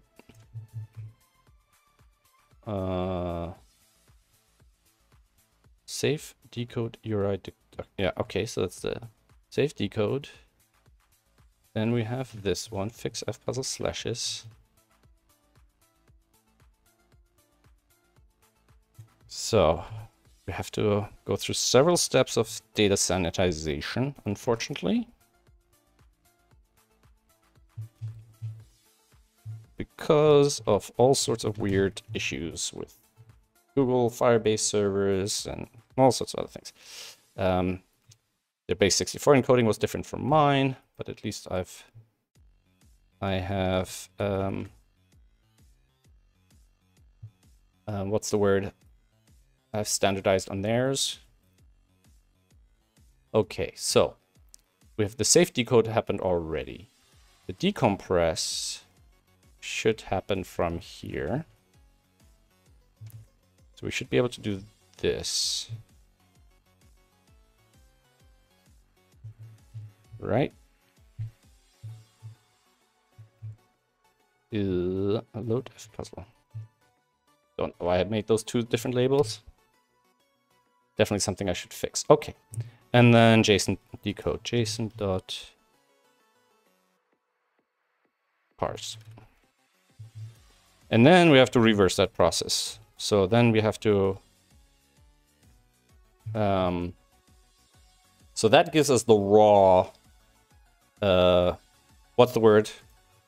F puzzle data, right? So let's do a little helper function.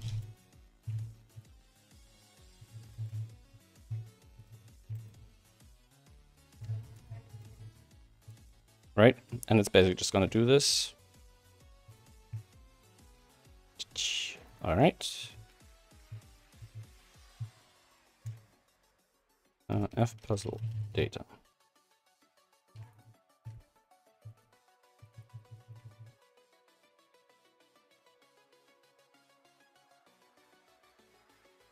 And let's do something a little saner.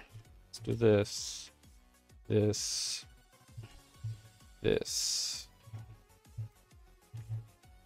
and then we can get rid of that, and that, and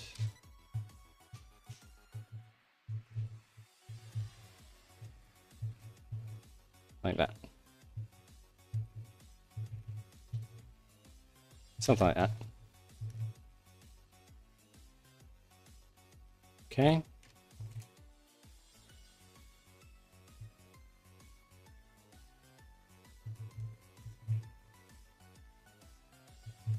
Let's do it like this. Let puzzle data equals that.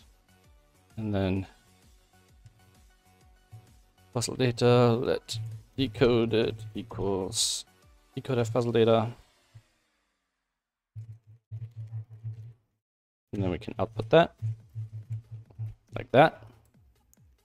And that should give us an error, of course. Of course. What did I expect? Did I expect something different? No, I would. Get yada yada yada. So, come on. F puzzle data. Decompress, fix, safe decode URI component.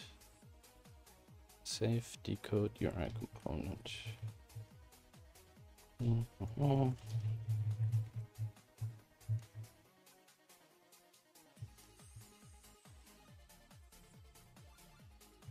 At which step does it break?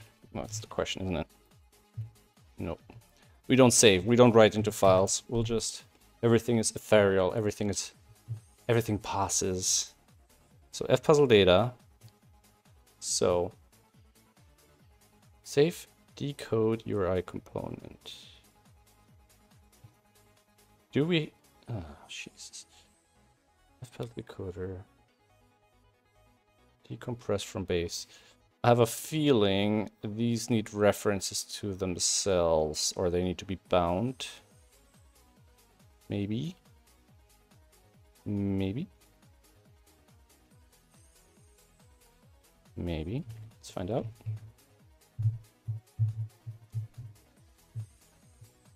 Fpuzzle data.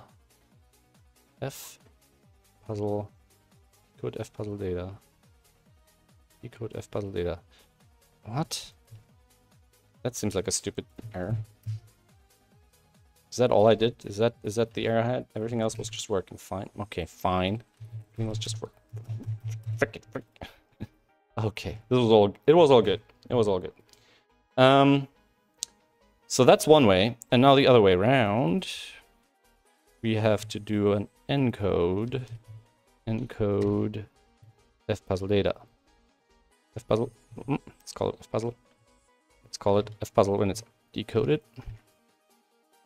So now we need compress puzzle, and the order is in the reverse. So JSON.stringify fpuzzle, right? Then we want to compress, right? And then we want encode URI component, I guess. Not necessarily. Right. If I do this, and if we are doing this first, fpuzzle data equals, like that. Right.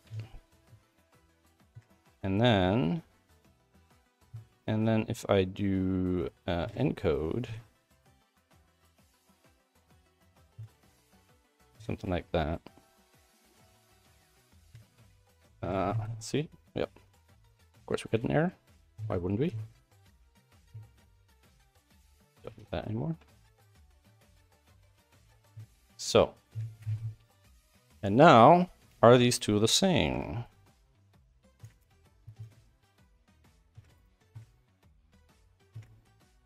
There could be minor differences because we're not doing the same slash fixing. But right now, bada bing, bada boom, they're the same. Okay, so the solution should be gotten by create. So framework.app.create classic Sudoku puzzle tools.unzip that. Okay. Dot length 81. Sounds like that would be our solution. All right. And the solution would be encoded as extra region, author, no structures reply. Do we have a solution on this? Puzzle doesn't include a solution. Okay, perfect. Let's find one that does. Is this the one we were just looking at? Yep. Doesn't include a solution. This one should include a solution. So if I do this here, the solution should be stored just like that. Okay. And then if I do this, dot split. Well, you know what? Let's solve it again, right? So we know that's a 9, 9, 8, 7, 6, 5, 4. 103, 3, 4, 4, 5, 5, 6, 6, 7, 7, 8. And 9s go here. So that's not a 9. So 8, 6, 5, 4, 3, 2, 1, 1, 2, 3, 4, 5, 4, 5, 6, 8. That's a 3. That's not a 1. 9. Yeah, we know there's an X-wing on 9s here, so that's not a 9. 8, 7, 6, 5, 4 can't be a 3, so that's a 2. 3, 4, 5, 6, 7, 8. Okay, that's an 8 now. It's 4, 5, 6, 7. All right, 4 here. 3s here.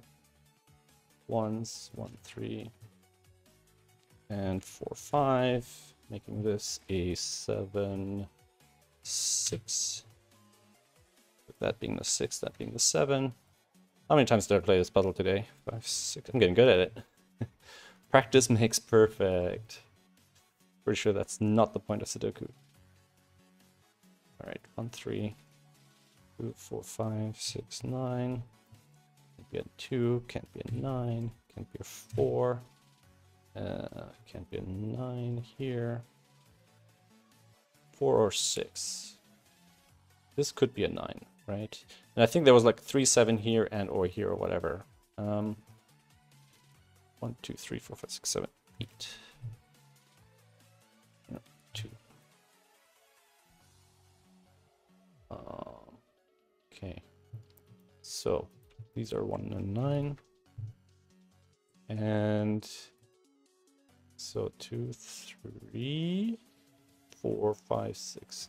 This has to be a 3, right? Because of these. So 4 or 6. This could be a 9, can't be an 8 or 7 or a 6. So 9 or 5. So this still could be a 2 or a 4 or 6. All right. And these guys are 1, 7, 8, 9. This can't be a 9 or a 1. This can't be an 8. So that's a 7. So these are forced. No 7s here. No 8 here. No 9 here. So 9s are here. No 8 here. So that's the 8. 1, 9 here. This is 1, 2, 3, 4, 5, 7. Okay. 2, 7. No 5.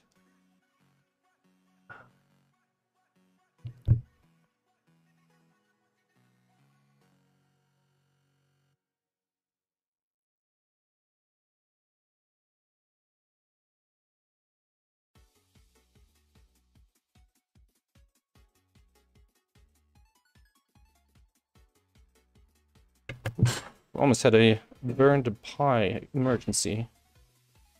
1, 2, 3, 4, 5, 6, 7, 8, 9. 3s go in here. Don't know why I put a 4 there now. 1, 3, not a 1, not 1s. 1 here, 7, 8, 6, and 5. Not a 7 here. 7 here. 5 and 6, 1 and 2. 2, 8. 8 here, 2 here. 1, 9, 5, 4. And 2, 6, 9. These are 1 and 6. There's no 6 down here. All right. 2, 6, 9. No 9 here. 9 and 1. And these are 3, 4, 5, 6, 7, 8, 9. So 4 here, 5 here. To be honest, one of the reasons I keep playing like this game over and over is because I'm also like hoping to test the other stuff that we've done. So it's not just for nothing. 1, 2, 3, 4, 5, 6, 7, 6. Sometimes you gotta just do a little bit more real world testing. All right. 2. 1, 2, 3, 4, 5, 6, 7, 8. No 5s. And this one is 1 and 3. This is 8, 4, 1, 2, 3, 4, 5, 9, 6, 5, 2, 6, 1, 2, 3, 1, 1, 2, 3, 4, 5, 6, 7, and an 8. Okay, so now this should give us the solution. And this should encode and decode. Const get solution.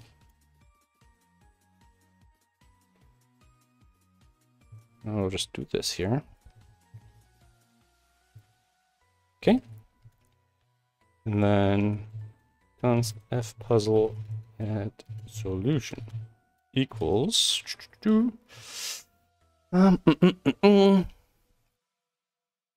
get solution const get f puzzle data. Let's also encode this like that. Puzzle solution, f puzzle add solution. So we're just gonna do this kind of thing, right?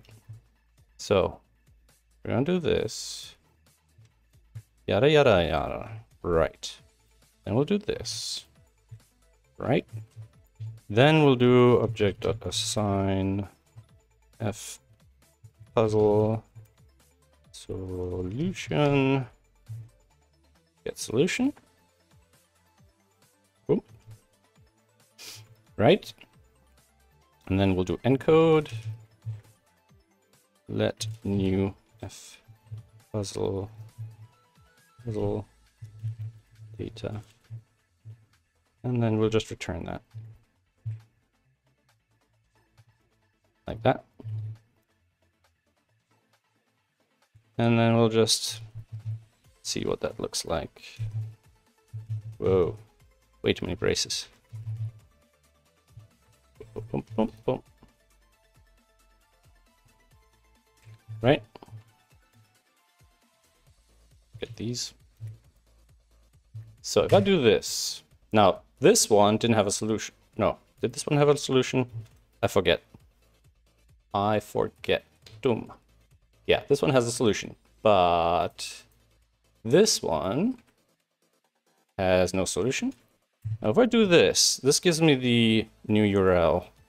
So, and after this, const f puzzle data to URL f puzzle data. Oh, and I want to keep calling it f puzzles, but whatever, right? And we're going to do this kind of like that. So this is just going to be https SudokuPad.app/, and I think this might be it because I don't think we need URL encoding here. I don't think we do. I think on the new server it'll just work. So we should also be able to do this now.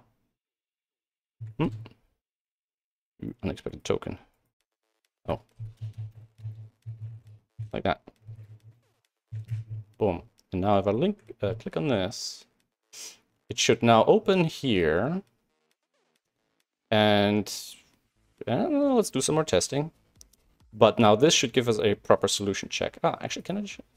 Then not the solution. All right, so let's play through this. And this should be this. Yeah. So let's do this quickly. 1, 2, 3, 4, 5, 7, 8, 9, 7, 8, 7. Nothing, nothing, nothing. 1, 2, 3, 4, 5, 6, 7, 8, 9, 9, 7, 8. Nada, nada, nada. 4, 7. Okay, and this one is 1, 2, 3, 4, 5, 6, 7, 8. No 8 or 4 here. And another 6. Okay. And then down this side, 1, 2, 3, 4, 5, 6, and 8, 9. Okay. And then here, no 9, no 6, no 2, no 6. And this shouldn't be a 5, so we got a 9 here. Now I think it's gonna just sort of unwind from there. 1, 2, 1, 2, and it puts a 6 here. 5, 7, 8, 5, 7, 8. 1, 2, 3, 4, 5, 6, 7. 2, 6, 7, 7, 2, 1, 5, 8, 5, 8, 2, 7, 9. Okay, not a 7 here, so that's a 9. 4, 7, 8. 1, 6, 1, 6, 1, 4, 6, 8. 7, 8. So this is 1, 2, 3, 4, 5, 6, 7, 8. No 7, 8. So that's a 6. Okay. 6. 7, 8. This is a 2. Nope. And I made a mistake. All right. 1, 2, 3, 4, 5, 7, 8, 9. And 5, 7, 8, 9. So that's a 9. Good. Now this is 1, 2, 3, 4, 5, and a 6. Not a 6 here. Not a 6 there. 6 there. Not a 7 there. Okay. And 1, 2, 3, 4, 5, 6, 7, 8. So 4, 8, and 6, 6, and 1. All right, and then 1, 2, 3, 4, 5, 6, 7, 8, 9. All right, 8, 7, 4. Okay. What did I see earlier down here? This can't be a 1 and a 2. What are we missing? 1, 2, 3, 4, 5, 6, 7, 8. All right, this can't be a 1, 2, or an 8. So that's the 5. That's the 8. That's the 1 and the 2. Okay, no 8s here. 5s. 5, 5, 5. That goes here. 5, 5, 5, 5. 5, 5, 5, 5, 5. 5, 5, 5. Ah, wait. This can't be a 5. That's 7. 5. Yada yada. 5. All right. 7s. Go here. 7, 7, 7, 7. 7, 7, 7, 7, 7. 7, 7, 7, 7, 7, 7, 7, 7, 7. All right. 8s. Okay. 1, 2, 3, 4, 5, 6, 8, 9. No 6. 6. Okay. And 1, 4, 6, 8. Do we have something? 1, 2, 6. Not a 2, not a 6. So 1, 2, 6. 1, 2, 6. 4, 8, 4, 9. So 1, 2, 3, 4, 5, 6, 7, 8, and 9. 1, 4, 8, 9. So we're missing 1, 2, 3, 1, 2, and 1, 3, 4, 5, 6, 7, 8, 9. 3, 1. Okay. It's a little annoying. 4s. 8 and 9. Okay, 8, 9, 9, 8, 9. 3s. 3s. 3s. 3s. 3s. 3s. Okay, 2s. 2. 2. 2. Okay, 1s. Here. Oh, 1 goes here. And here. And here. 3. Okay. 1s are donezo. Nope, not quite. 1s go here. All right. 4 goes here. 4, 4, 4, 4, 4. 5. 5 here and here. 6s. 6s. 6s. 7s. You know what? 1, 2, 3, 4, 5, 6, 7, 8, 9. 1, 5, 9. 1, 5, 9. And these are 1, 2, 3, 4. Without a 2 here, without a 3 there. Okay, 3, 4, 5. 8, 9 in these. 1, 2, 3, 4, 5, 6, 7, 8, 9. So this can't be an 8 or 9. And these we don't know anything about. What about this one? 1, 2, 3, 4, 5, 6, 7, 8, 9. Again, no 8, 9 here. So the 6 and 7s are sorted. Now we have 3, 4 here. 1 here. So that's a 3. That's a 4. 2, 3. 2, 1. 9, 5, 1. 5 here. Right, I think it's all the 2s, all the 1s, all the 2s, all the 3s, all the... no, not even close. 4, 8, 9. Okay, no 4, no 8, no 9. So that's also an 8, 9 here. And down here, 1, 2, 3, 4, 8, 9. Okay. Okay. 6, 7. So that can't be a 6, and that can't be a 7. 7, 6. 7, 6. 6. 7. 1, 2, 3, 4, 9. Okay. 8. 8. 8. 4, 9, 8. 9, 8. And no 9s here. All right, 4 9s, 8 9, 7 8 9, 4 4 9 9.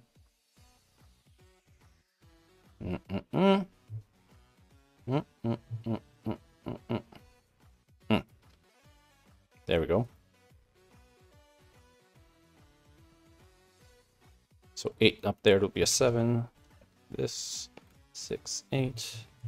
7 8 6. All right, solution is correct. So here solution is correct. Here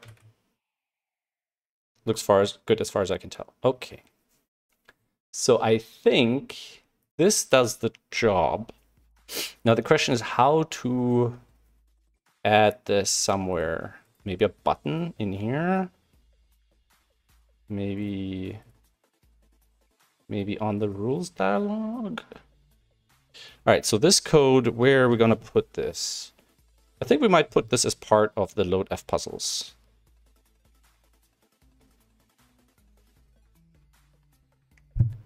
Right. So, I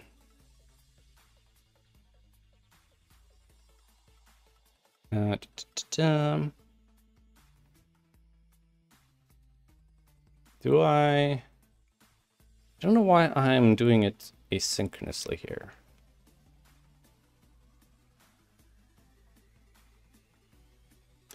We either put it inside the fpuzzles decoder stuff, or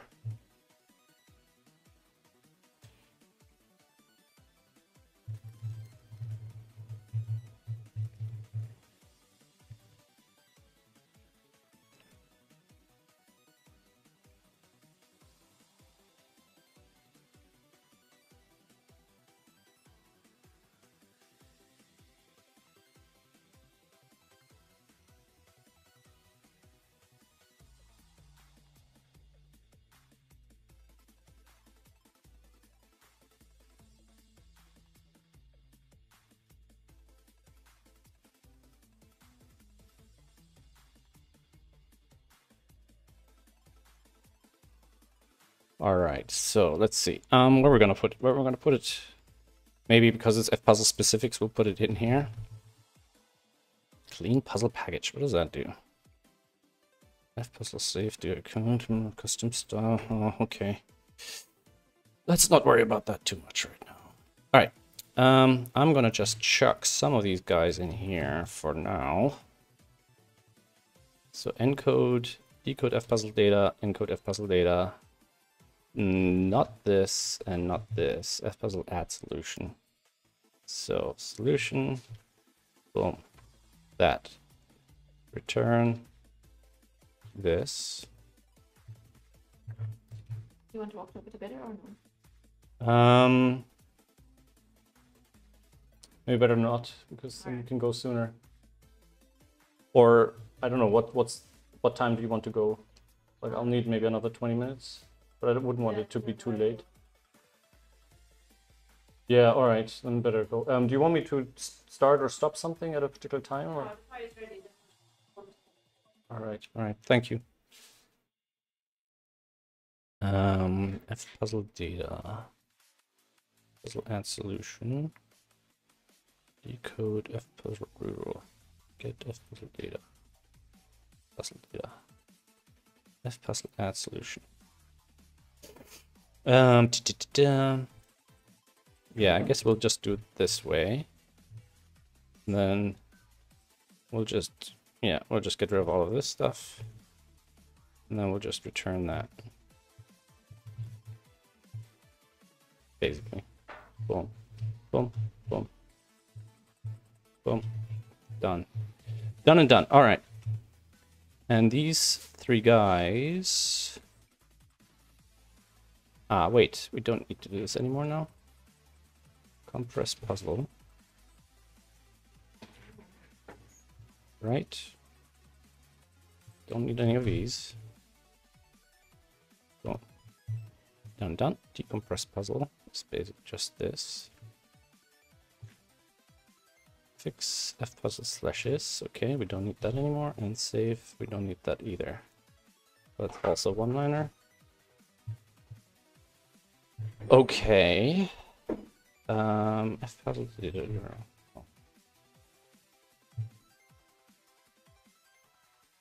So, if I reload this now.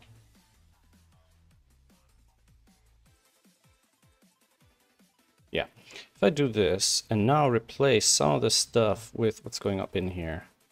So we can do this, F puzzles add solution, and we probably want to add these two in here as well. Decode and encode. Let me check the chat. Are you guys still around? Haven't seen a message in a while. My stream is still up and running. You would let me know if it isn't, right? So. And now, what we'd want to do is, so we have get F puzzle data. So we basically do this. So these two we need, these two we no longer need, and we don't need this anymore. So then we would do load F puzzle add solution, and we'll need get F puzzle data and get solution. And that should be it.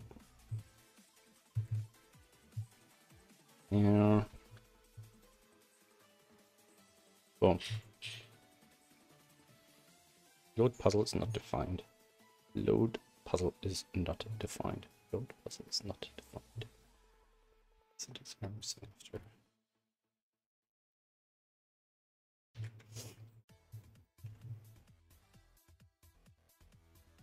Why is it loading taking so long? I hope that's not an issue with the new server. Load puzzle is not defined. What are you talking about? Little data to load F puzzle. Here we go. I think it's this. All right. This is awkward as all hell. Load F puzzles. Load F puzzle. Dot add solution.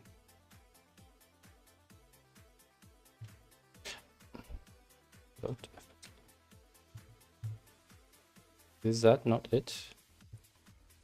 Oh, because we're on the remote server, which hasn't had this stuff added yet. F puzzle dot. Ah. We'll just run this. This should work now. And open this. And support this up. Replay. Nope. No, not restart. 6 down. Solution is correct. Okay. So this now gets us the right solution.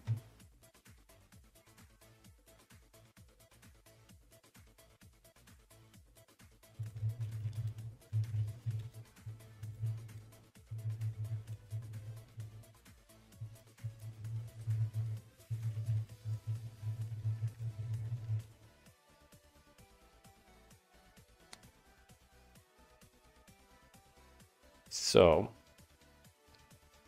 we could create a console command for this. So if I just do something down here, start.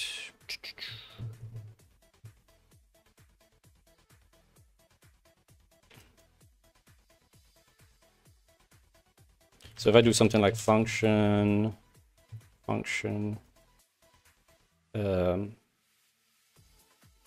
f puzzle add solution, and then we'll just basically have this in there,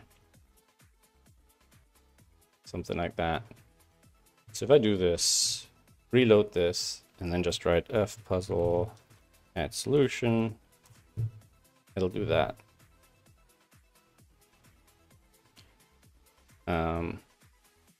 And we could just click on it.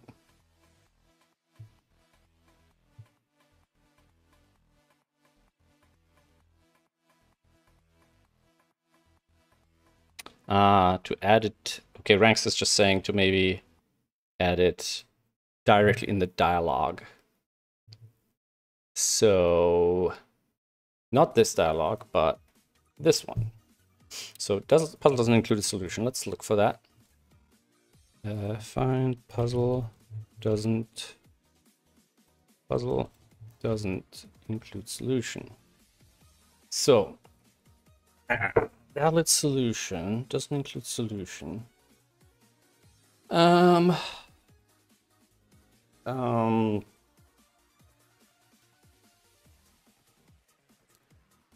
Create new link from this. So puzzle doesn't include solution. Create new link from this puzzle. Where would we put that? Puzzle doesn't include solution. Center font size 100%. So get rid of the emojis. Make this an href. Link to puzzle with solution. With your solution included. If I do something like this and then change this,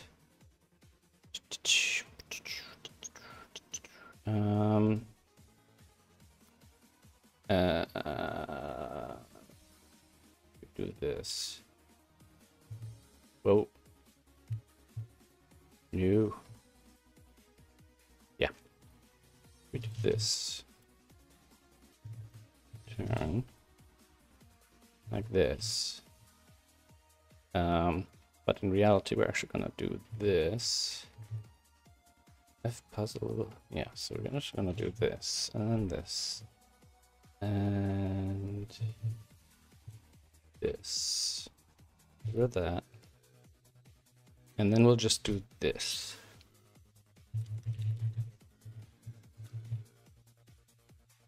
So if I do this, and then up here, I'll do something like that. Oh, man, I'm a bit nervous about like encoding sort of injection attacks and stuff like that. But then you're loading in data from external sources, it's already a problem. Cannot read properties of undefined create elastic Sudoku. Cannot create. Oh, because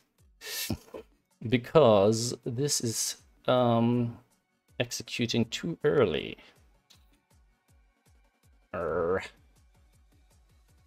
So instead of doing it like this, on click equals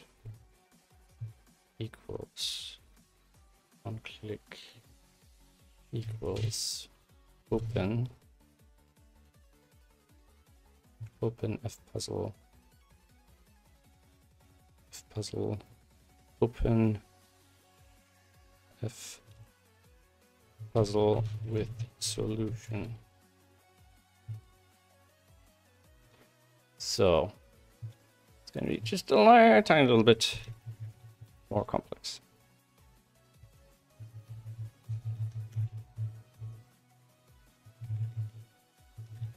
Just a tiny little bit more complex.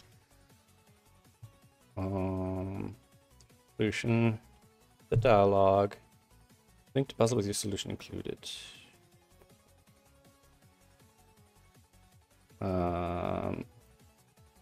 This link, on click, puzzle with your solution. Okay. On click, do this. Right, 6. Open F puzzle with your solution. Okay. I mean, this might not work for many, many reasons. But now we can do this. And I'll have to test it on non-F puzzles. It'll be pretty broken potentially. Okay, something just, I touched something on the mic, and now the sound is very different. Let me know if I screwed something up. I don't know, something is weird now. Document dot location dot boom. I do this and then event and then event dot prevent default,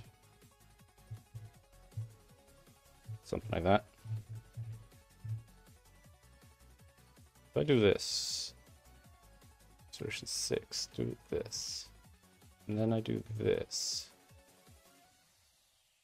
We've already solved this puzzle, but now looks good as far as I can tell. No, so that's not the new solution. So this is with the hash at the end. Okay, so if I do this, get rid of the hash. Solution 6, and then boom. Candidate property undefined ring prevent default. Event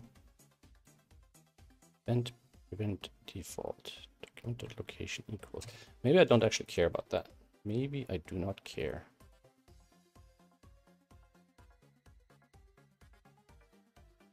And is this with a solution? But okay. So if I now go to F to here,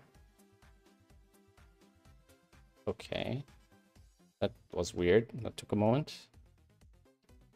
Thanks, appreciate you checking on that for me. So this should be the same URL as before, so it should already be filled in now. Okay, so that's working. Just reload this. So, boom. Link to puzzle.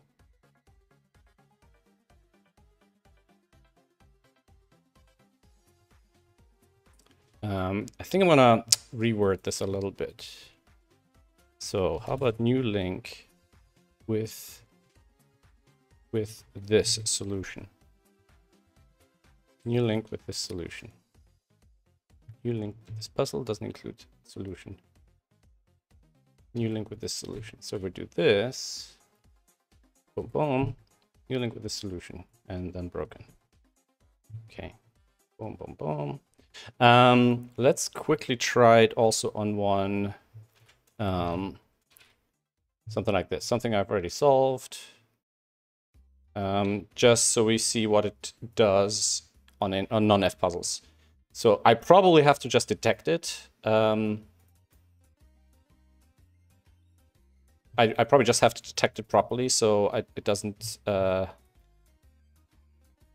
screw around, right, with things that aren't gonna work anyways. But let's see first. Let's get a test puzzle here. Sixes, eights, nines. Oh, 9. 6, 6, 9, 9, 1. So 1 down here. Okay, 1, 2, 3, 4. But 1 is 2 is not there. That's not a 3. That's a 3. That's a 9. 1, 4, 5, 6, 7, 8. That's an 8. 1, 4, 5, 7. Okay. And it's a 1, 2, 3, 4, 5, 6, 7, 8. Okay. 4, 7, 1, 2, 3, 4, 7, 9. No 4 here. 1, 2, 3, 4, 5, 6, 7, 8. 8, 7. All right. Oh, no 4 here. What do we got down here? 1, 2, 3, 4, 5, 6, 7, 8. 8 here. No 2 here. All right. Let's do our systematic digits again. 1 is here.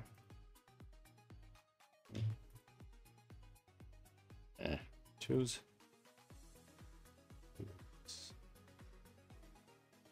So 2's is here, here. Okay, 3's. Nothing too useful there. 4's. 4's, nope. 5's, all done. 6's, almost done. 7's, not so much. 8's. 8's are here with the 2's. 8's. Oh, that's not an 8. All right, it's over here. 2, 8, 8, 7. 1, 2, 3, 4, 5, 6, 7, 9. 7. 4, 7, 9. So 4. 1's are here. Okay. 7, 9. Oh, no, 8. What's this? 1, 2, 3, 4, 5, 6, 7, 9. 7, 7, 2. 7. Okay. 1, 3, 9. 3, 9. This is a 4, and this is a 6. Okay. 1, 3, 4, 5, 6, 7, 8, 9. No 9, no 1. And nothing else. Alright. Okay.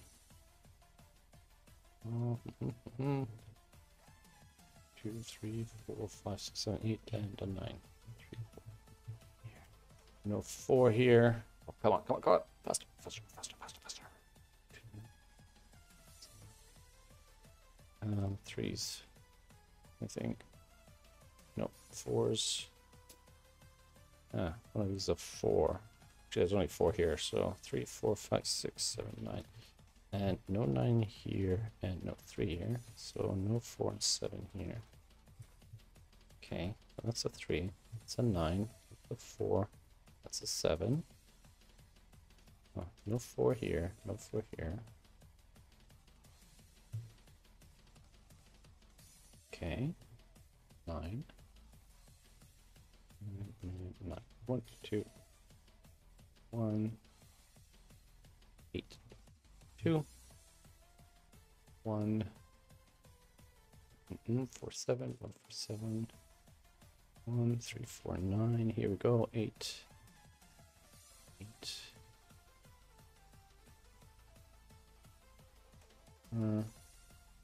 8. All right. 1. No 2 here. So 1, 3, 9, I guess. But not the 9. So 9 goes here. And it's just a 1, 3 now. 3, 9. Interesting. That's a 3. It's a 1, 9 air. Interesting. 4. 8. And oh, no 3's. And no 1's now. So 1, 2, 3, 4, 5, 6, 7. 4, 7. 3. 9, 3. 1, 4, 7471948. One, three, three, one. Okay. So, new link with the solution. Boom. Unexpected end of JSON input. Okay. So that breaks where exactly? Decode fpuzzles data. So we gotta figure out where it breaks and then basically stop before.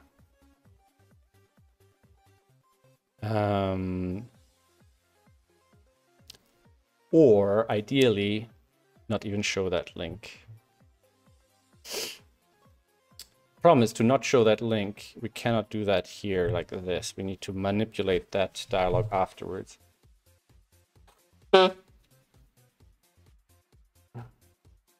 And to do that, we kind of need an event callback when this dialog is executed.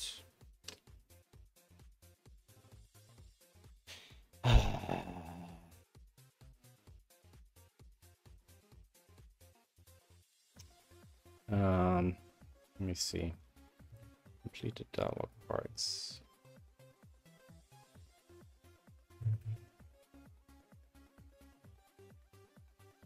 I don't think there's any callbacks that we can do.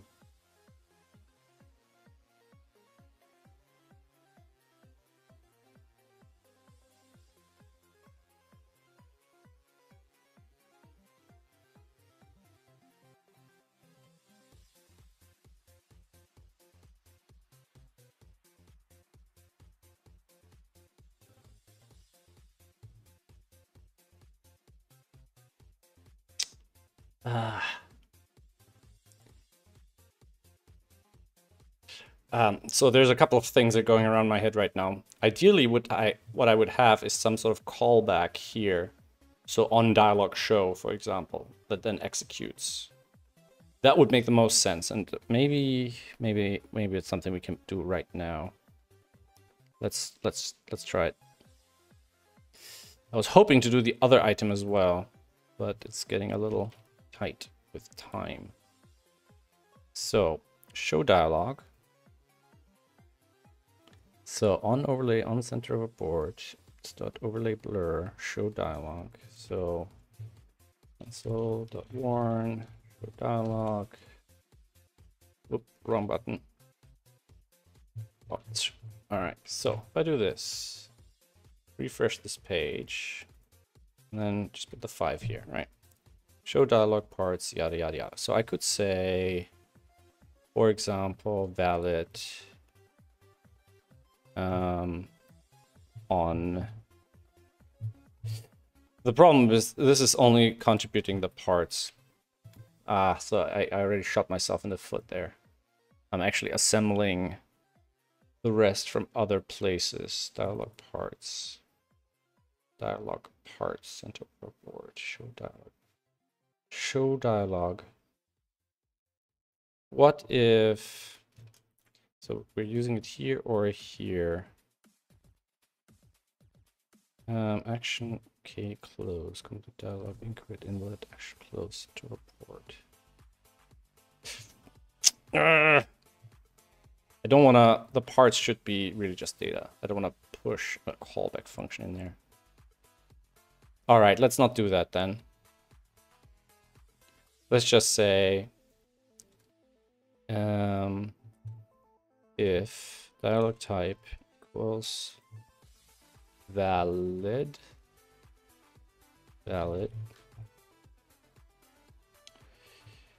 and add fpuzzles solution link.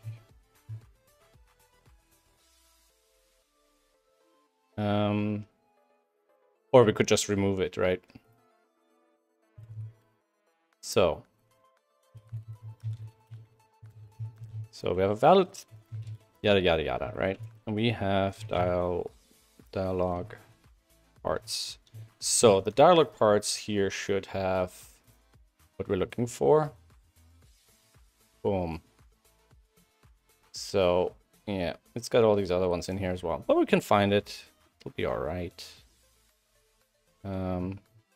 Or They might already, they might not have been added yet. It's just that asynchronous logging and all that stuff. Yeah. So we can just remove this last one. So now we just need to check if it's an fpuzzles link or not.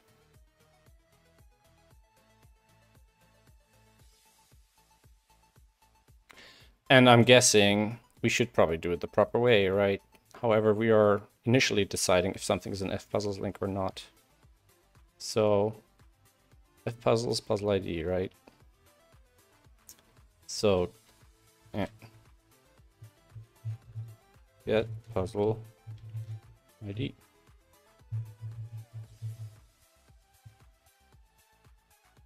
So this one is false, and this one is true. Okay. So if not,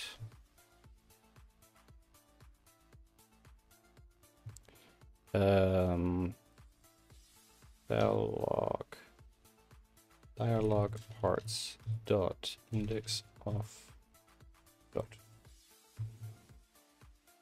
I mean, if I could literally just do that. That's literally all I have to do, right? So if I say 8 doesn't include a solution. If I say 2 puzzle doesn't include a solution. And if I refresh this one, new link with the solution. Pow. So that does it. Feels a little, I don't know, feels a little less than ideal. I don't know why. So did I in the end? Yeah, no, I added these here. We definitely want to get rid of that. Right. Then we've added that, and we've added that. Let's clean that up a little bit. 4, 5, 6, 8. Like that. And we need to re-minimize.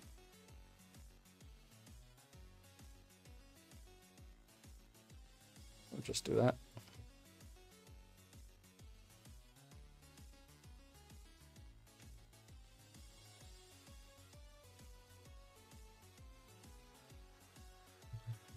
Okay. Let's see life. Is this just me or is this loading slowly? I have to double check. Why am I like? There's no reason it should be that take that long. Okay. With this one, it just shouldn't have anything there. Okay. And this deserves a minor bump.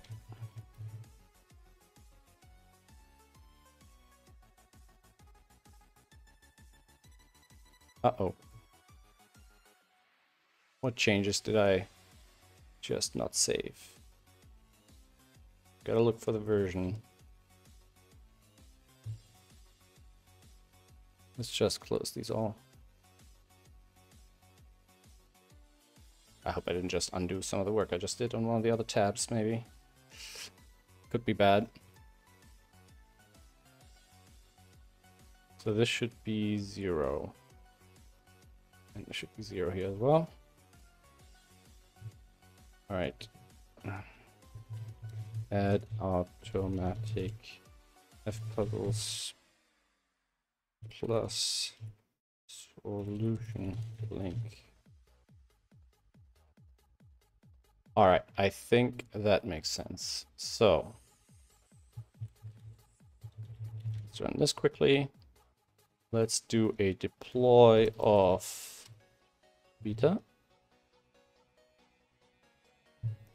So now we go here. Beta dot.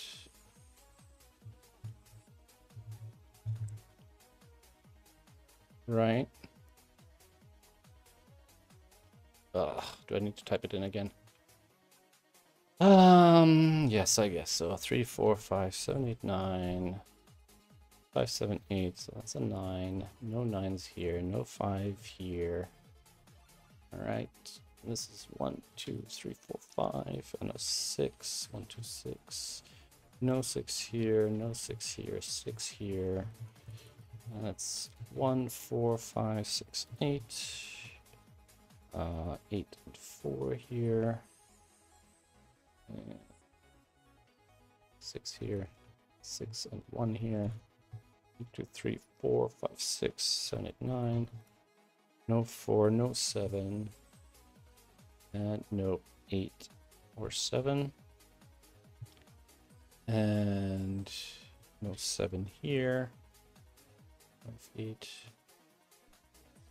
8. 8 here. 5. 5 here. 5, 5. 5, 5, 5, 5, 5, 5, 6, 6. It's a 7 here. 7.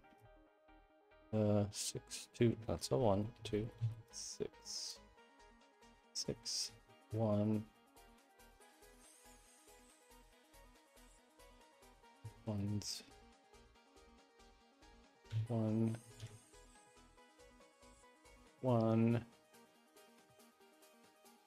1 and 1. Okay. 2s.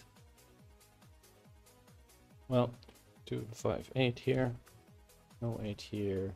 No 5 here. I think there was something else somewhere else.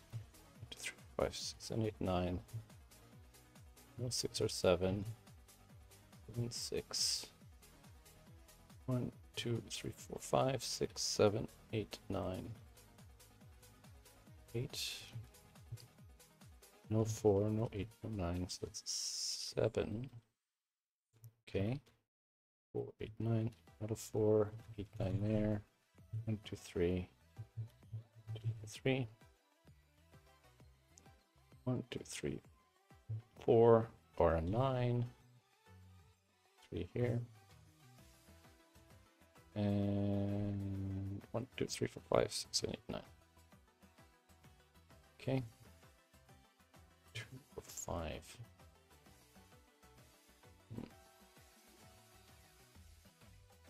Sevens. No 7 here.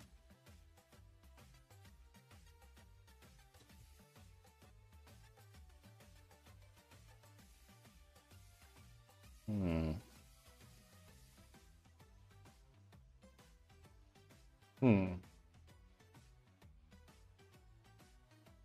6, 7, 8, 9. Okay, 3, 2, 5. Test version beta.sudokupad.app.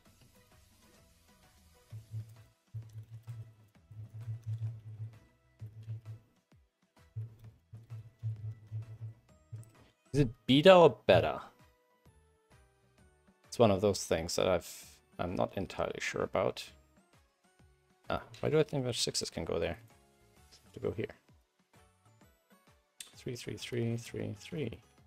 3, 3, 3, 3, 3. 3, 3, 3, 3, 3, 3, 3. 3s. Alright, 2s. 2, 2, 2, 2, 2, 2, 2, 2, 2, 2, 2, 2, 2, 3s. So 1, 2, 3, 4, 5, 6, 7, 8, 9, 4, 8, or 9. So the 4s go here. Doesn't really help much. Oh, that's not a 2. Okay. 5, 2, and 8. 1, 2, 3, 4, 5, 6, 7, 8, 9. 1, 5, 9. No 5 here. No 5s here. 1, 2, 3, 4, 5, 6, 7, 8, 9. Yeah. 6, 7, 8, 9. So these can't be 8s and 9s. So we have a 6, 7 here. 1, 3, 3, 4. This can't be a 1. 3, 4, 2, 3, 2, 1. 9, 5, 1. Not a 9. 5, 4, 7, 9. And 6, 7. So that's not a 7. Right. That's not a 6. Okay. 4, 8, so that's 4, 8, 9, minus the 9. And these are... Oh, that's not a 4.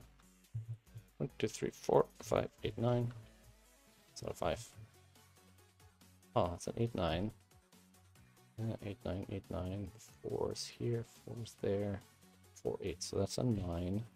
8, 4, 8, 9, 4. Not an 8. An 8. 8, 4. 9, 8. Alright. 4. I really need to make an easier way of transferring state from one to another, so I don't have to do this over and over. Waste a lot of time when I'm testing.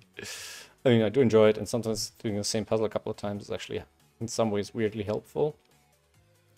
But sometimes I also feel like I don't have the time. 9, 6, 7. Okay. The solution is correct.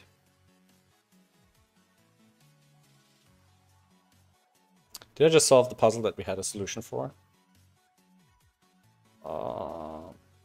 No. We followed the link, and that's where we got to. Okay. All right. No.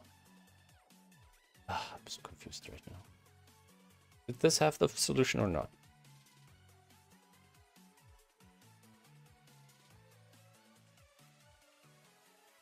Did I just solve the wrong one? The one that already had the solution? Yes, I did. Okay, I'm just going to copy it over. Screw it. I don't even know if that's faster or not. I mean, it's once you've played it a couple of times, it becomes really easy. 4, 6, 2, 1, 6, 7, 2, 4, 3, 5, 2,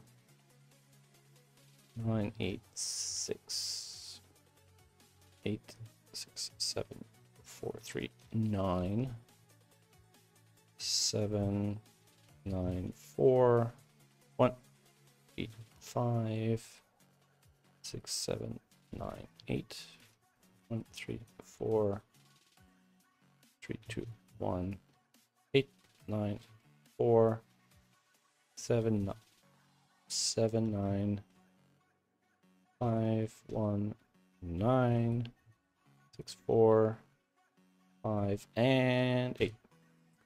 Okay. New link with a solution. Boom. And that's the one we already solved. Okay. So I'm going to make a quick screenshot.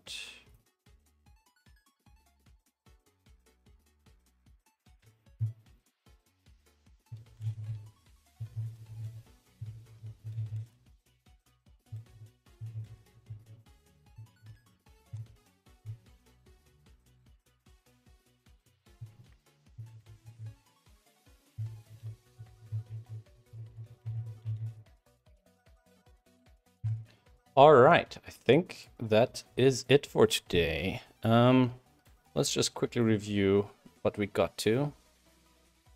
So that was our live testing, right? We don't need this anymore. What did we do? We've done this. We've done this. We did not get to the row column markers. Just as a reference, Frank sent me this reference, so kind of having digits across the... Not sure if that's what he actually meant. Wait a second. That's not really a reference, is it? For a puzzle like this, it would be nice to be able to toggle on row column numbers outside the grid. Ah, okay. Fair enough. Fair enough. Yeah, that's something I'll look into maybe next time. It should be a fairly simple, quick thing to do. Yes. So this should now be available in beta. So if I go here... wait, what? Oh. Ah, shoot. That's broken. I think I need to fix that. That needs Sudoku in the front to work correctly.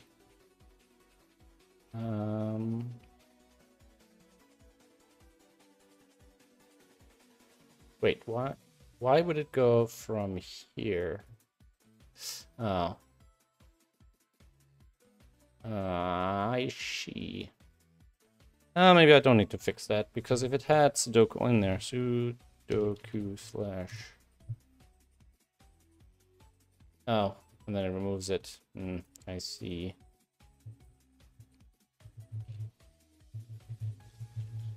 Yeah, well, I want to get rid of that slash Sudoku anyways, eventually, so not a big deal. I want to actually keep this one around because I wanted to show this as an example of odd sizes that are still valid Sudokus. All right. I think that's it for today. I'm getting super tired. My eyes are burning from AC fan, whatnot. So we've made some good progress this stream. We fixed a bunch of things. Today I did some important work getting the server move further along. So test.crackingthecrypto.com now points at the new server. So of course I'd also appreciate you letting me know any issues with performance and so on, because I feel like it's super laggy, but I don't there's no good reason for it, so it could be just some weird caching thing or something. But if there is a performance issue, I definitely need to sort that out, maybe upgrade the server a bit.